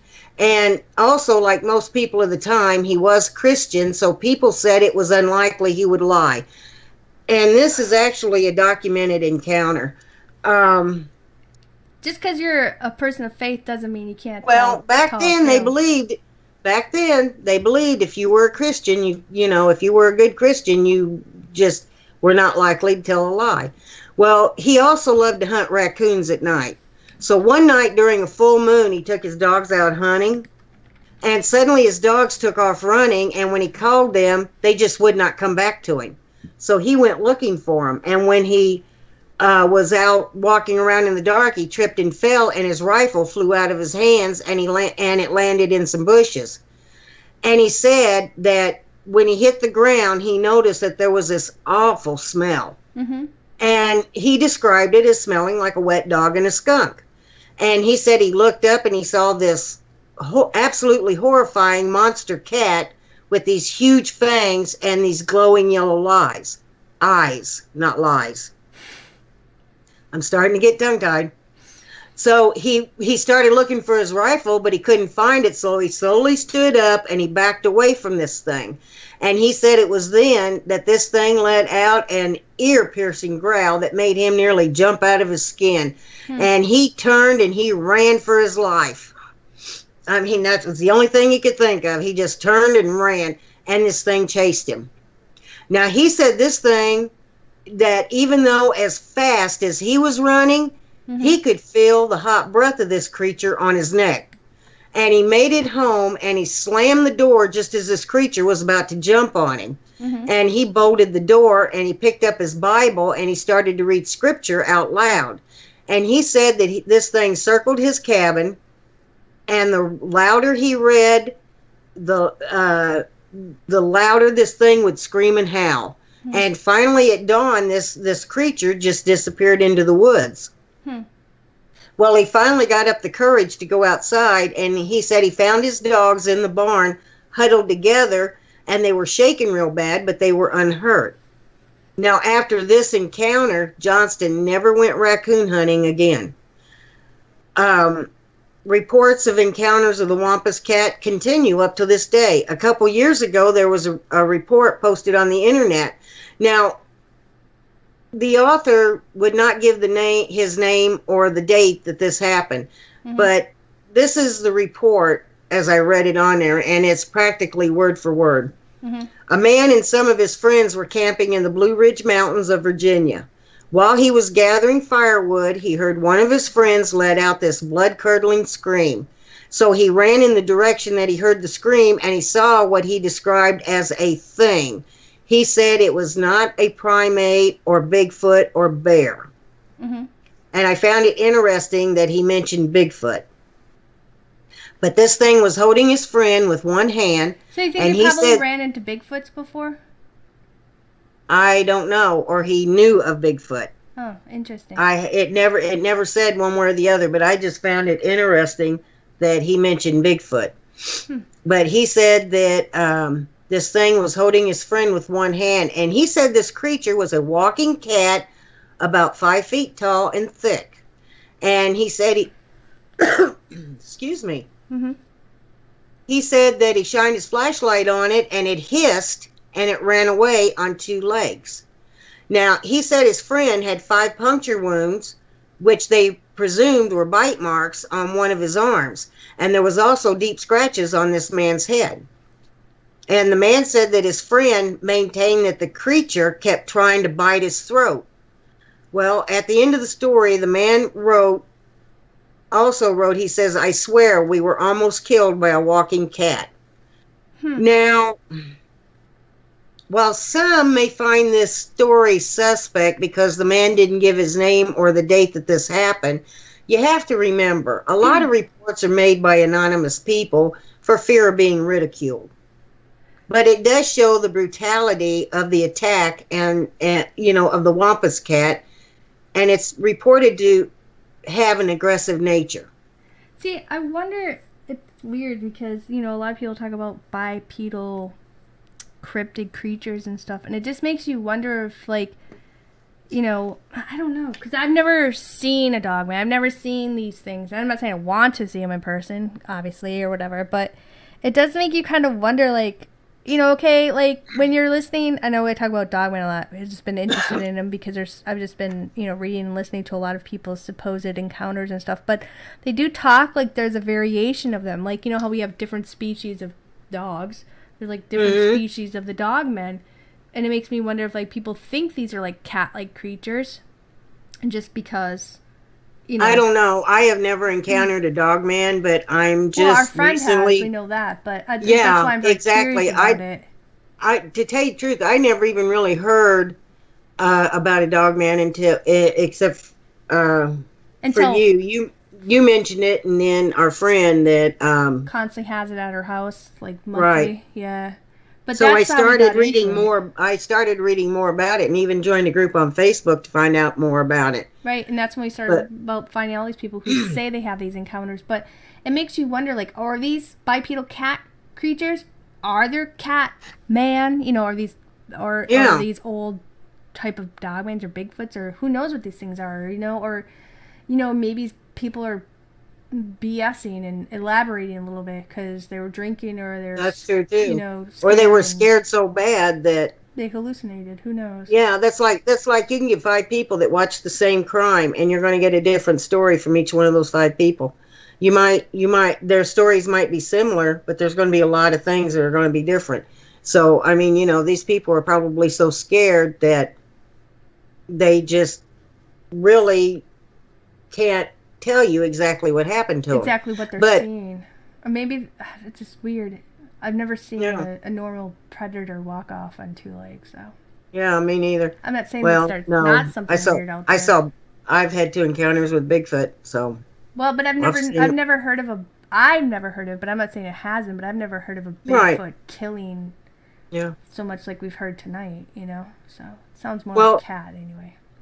well, there are reports of those though that will give their names. Like in 2007, in late winter in northern Florida, there was this man named Dean Morris, and he was out poaching with his dogs.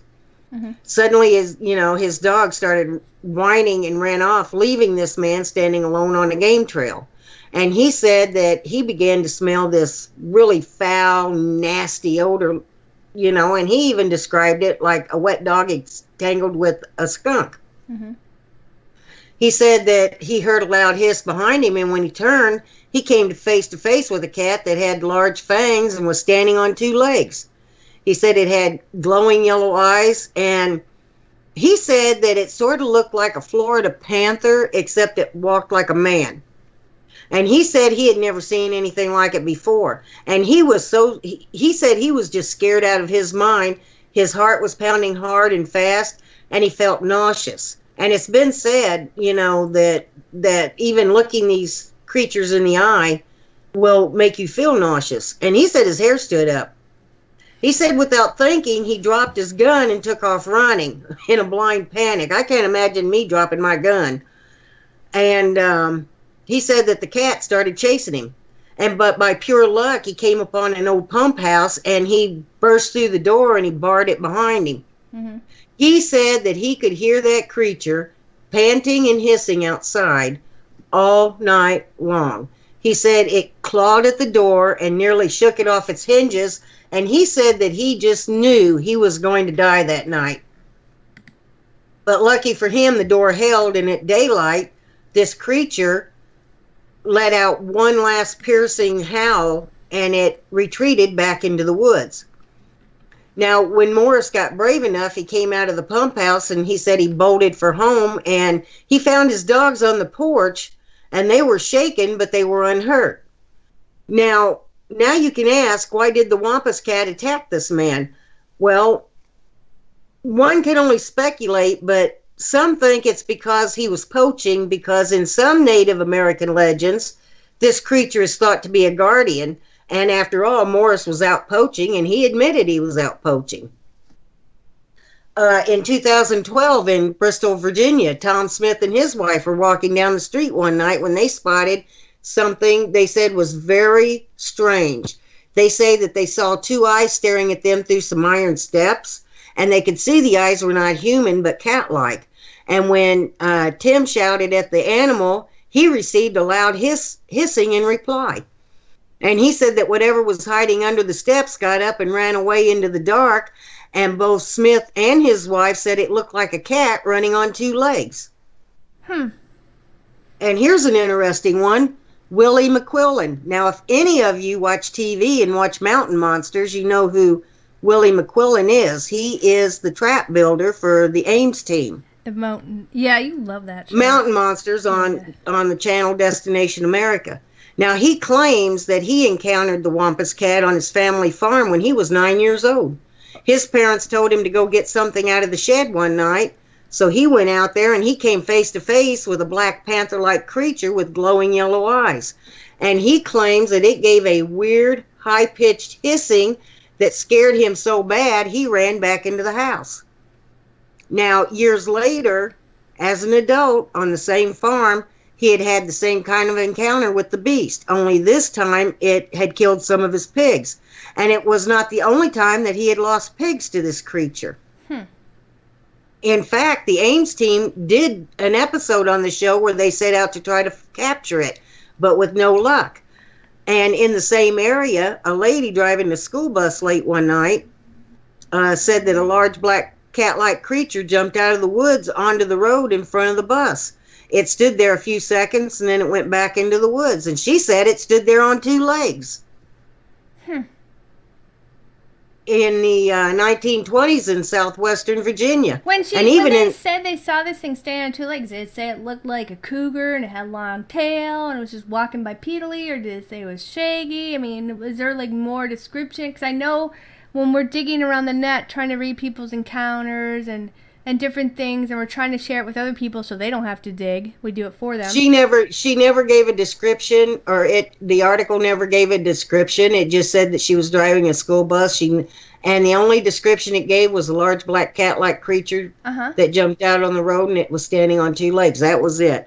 Oh, I did look to find more on that, but that's all I could find. Oh no, I know. I'm listening to you, of the things that you found on the internet to share with people, you know what I mean? But it's just something that popped in my head because we're curious too, because we didn't see it. I'm just curious. Exactly. I didn't find these articles or encounters like you did, because I looked for one thing, you looked for the other for tonight's show. But so I'm sorry for interrupting. I was just curious. No, that's okay. There wasn't as much on the Wampus Beast as there was on the Bladenboro monster, or Beast of Bladenboro. And a lot of this stuff was really hard to find.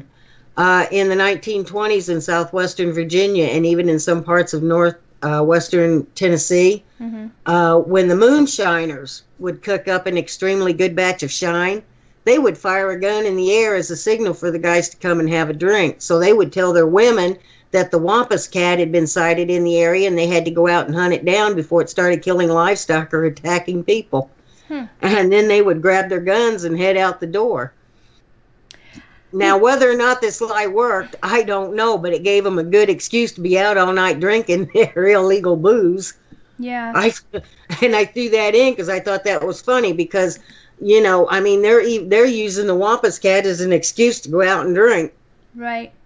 And like we said, for everybody, who's listening now or listening later, like we put in our reference, we're going to have the links to all the newspaper articles, all the different websites that we read, and everything else, so you guys can read the same stuff we read and go even further, you know what I mean? We just try our best to kind of look all over the internet and to, bring all of the information together in one spot for the viewer's request, you know what I mean? But yeah. I mean, we can't say for sure these things that people put on these websites or these newspaper articles or, wherever else, or in books, because there are a lot of books out there that people have written about these, about the cat and about their encounters, or stories that go way back to the 1800s, because they were talking about that Santar cat and a lot of things, so.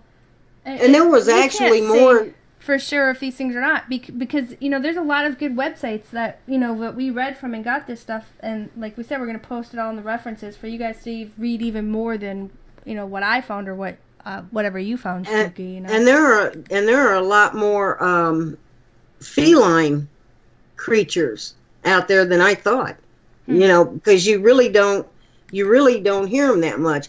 There's even a high school in Idaho that has the Wampus cat as their mascot. I think there's a couple of schools that have that. Well, and there are schools in the South that do. So this is not really all that unknown of a creature. But still, to a lot of people who live in the Appalachian Mountains, the Wampus cat is nothing more than a legend told, to keep children to keep them from wandering around in the woods at night. But to those who have had encounters, this thing is real. It is reality. And there's nothing that you can say to them that will change their minds. And there are actually more that believe in it than there are those who don't. Today, sightings of the Wampus cat, though, are few and far between, but that doesn't mean that it's not out there hunting down its next victim. I tried to find out if this thing had actually attacked any humans, but it seems that it's limited basically to livestock. This thing don't even attack dogs, because it seemed like all the dogs got away unhurt, and it ran for the human. Well, right. To the encounters or reports that you read on the websites for your things exactly. that you've seen. Okay. Exactly. And personally, I believe anything is possible.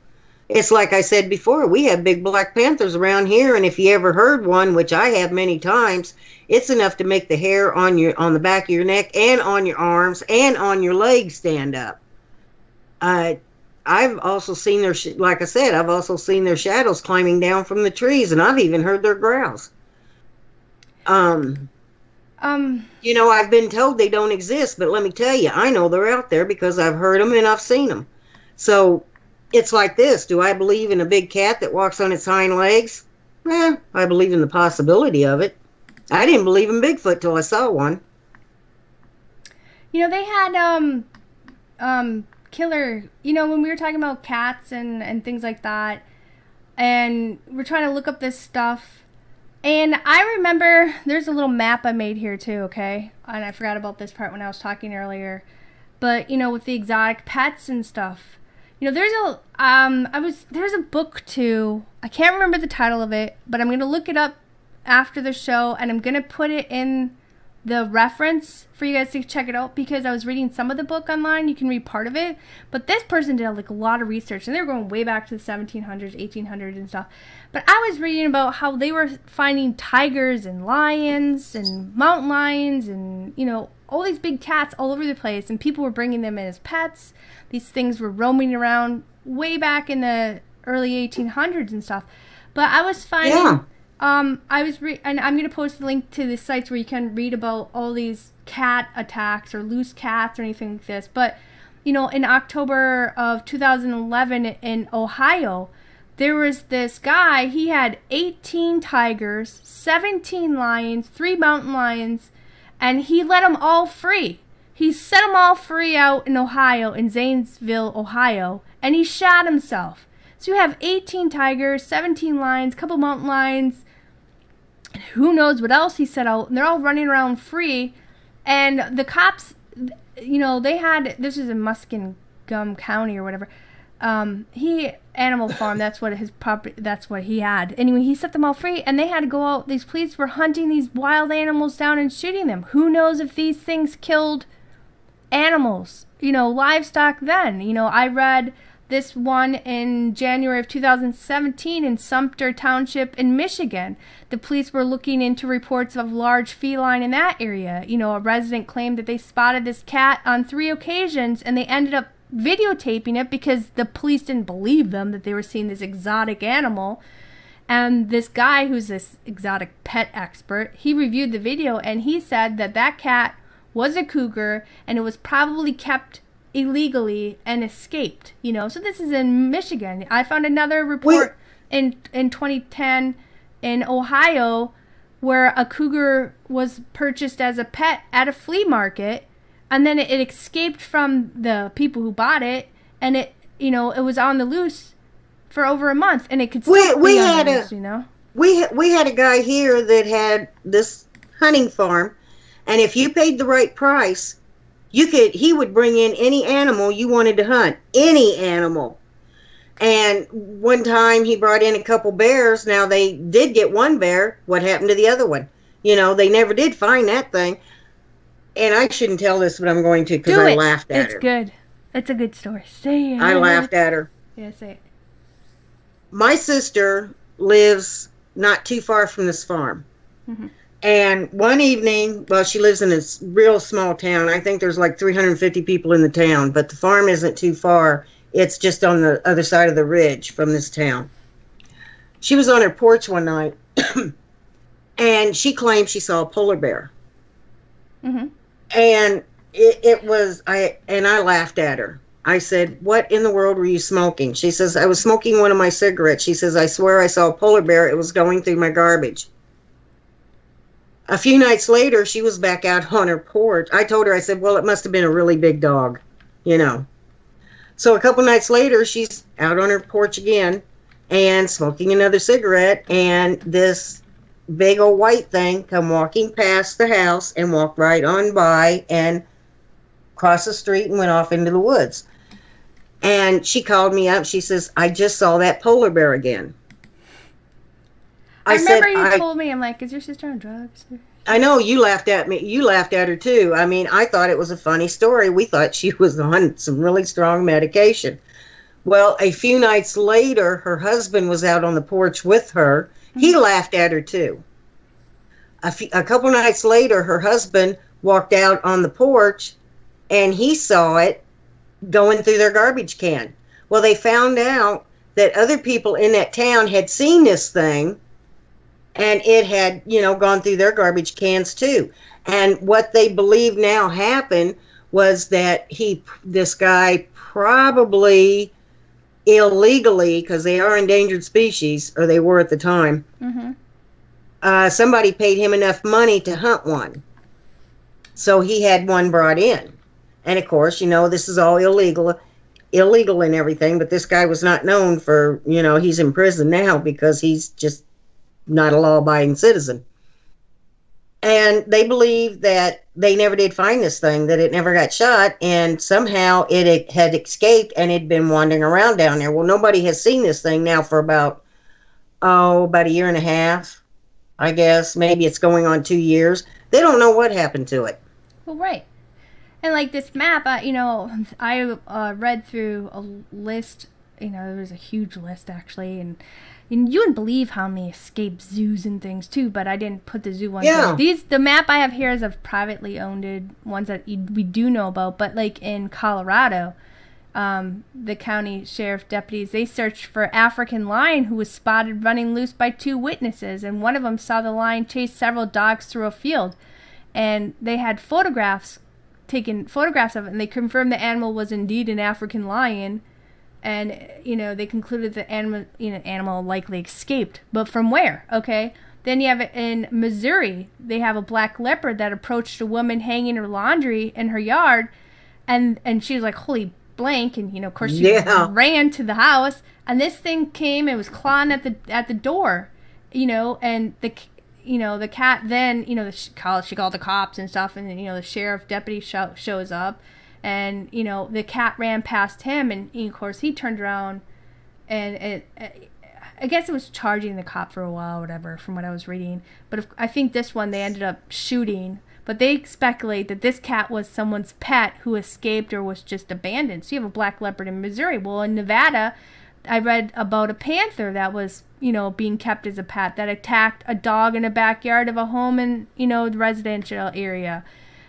There was another one in Arkansas, a 400-pound pet tiger that somebody just abandoned in the mountains of north central Arkansas along the Buffalo River. Well, at that time, this tiger actually tracked 60 miles over the next 4 days and returned back to its original owner's house to take refuge. So this guy's like, I can't take care of this big cat anymore. I'm going to go dump it in the woods. Well, this cat walked all the way back home, which, tripped me out about. Tells you that he had that thing since it was a cub. Right. Then there's another one, but who knows what it could have killed in those 4 days, right? Then you got this other in Cleveland County, North Carolina. There was 2 6-month-old injured. There was a little tiger cubs. They weighed between 80 to 100 pounds, and they were dumped on the side of the road. So this is just some of the reports I was reading, but I got like a couple links that I'm going to be posting and references later where you can read hundreds of them, and it's all over the United States, and I'm sure there's more in other countries. Well, but how many people we don't know that have been bringing in these exotic pets? You don't know if your neighbor has like 3 big tigers in his basement, and then one day they kill them and they break free and they're roaming around. So maybe some of these killings in Bladenboro and all other areas in North Carolina, maybe there are these exotic pets that been brought in since, because I was reading about stuff where they had in these books and these stories about since the 1800s about tigers and all these huge big cats from other, being brought in. And then again, sometimes you have circus trains that derail. Sometimes people get these pythons, and when they get to a certain length, they become afraid of them and they just turn them loose. I think it was 3 years ago, and it was raining. It was during the summer, and it was raining. And I have a police scanner, or it worked then. It don't work anymore. But anyway, I was listening where they got a call about a python on this one street. So a cop went and checked it out, and then pretty soon, he says, well, so and so, car number whatever. He says, I'm headed back to the station. I'm heavy, one python. He had picked that thing up, threw it in the trunk of the squad car, and I don't know what he did with it. I knew a guy that had a pet cougar out in Iowa. The thing's name was Cindy. And I mean, this thing, he did have it declawed and had a collar on it, but still, that's a wild animal. What a weird name to name your cougar, Cindy. I know. I don't even know why I remember that thing's name. And it had gotten away, and it got hit by a car. People go down to Florida, and they would get these baby alligators and bring them up, Well, when they get I don't think alligators were the blame for the Bladenboro. Well, no, things. It wasn't, because I think, if I remember right, doesn't North Carolina have alligators? It has swamps, who knows? But up here, they would turn, they'd get so big, if they lived that long, and they would turn them loose. Why people would do that? A few years back, they had to dynamite a farm pond. This guy had piranhas, and he just decided he didn't want them anymore, so he took them. I think he had 4 of them, maybe more, and he dumped them in a pond. Well, you know what? Guess what? Those things multiply. Yeah. But that's the thing. So you don't know what's being brought into here from how many centuries ago to today. So we don't know what animals from other countries are being brought in here and they're being let loose or being dumped off, and then they're mating and learning to adapt and survive. So it could be. And what are they throwing in the rivers too? I mean, we got the Mississippi, the Missouri River, and the Illinois River that flows right down through here. What are they throwing in the rivers? There was not too long ago, they pulled that was about 10 years ago, they pulled a shark out. Of course, it was dead. Well, I'm not. They don't live in fresh water. I'm not talking about fish. I'm talking about like what more fits to these things that we were talking about tonight. You know what I mean? We're talking about cats. I don't know. I believe it was probably a cat, but the thing that throws me off is the lack of blood. There's no blood, and the fact that it's not eating these things and it was just like killing them and drinking it for the blood. See, that's the thing that throws me off. If that's true and that really happened, then I don't know what could be killing it, because cats don't drink blood. They don't just bite and puncture and suck out blood. You know what I mean? So we just don't really know what is killing this stuff. Does anybody really know what a chupacabra is? Do we know if it's canine or feline? Does anybody really know? I don't know. I don't know what this thing is, but I know people were talking about seeing a cougar-like shape of an animal in Bladenboro, whatever the heck you call it. So I'm leaning more towards a cat being the killer, like a big cat. But the thing that throws me off is how much killing it was doing in so many days. I know that they do a lot of killing and eat a lot, but it wasn't eating these things. It was just killing it and then running away. And it was only eating it was like some. It was killing them for the fun of it. More than one, from what it sounded like, because they were talking about multiple tracks. Yeah.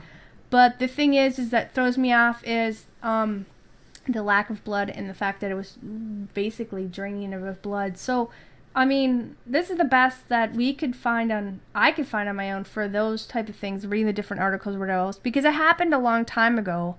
So it's hard, for me to say, all I can do is speculate, from off the different papers. And again, with the different paper articles, people are going to exaggerate a little bit, to sell their papers.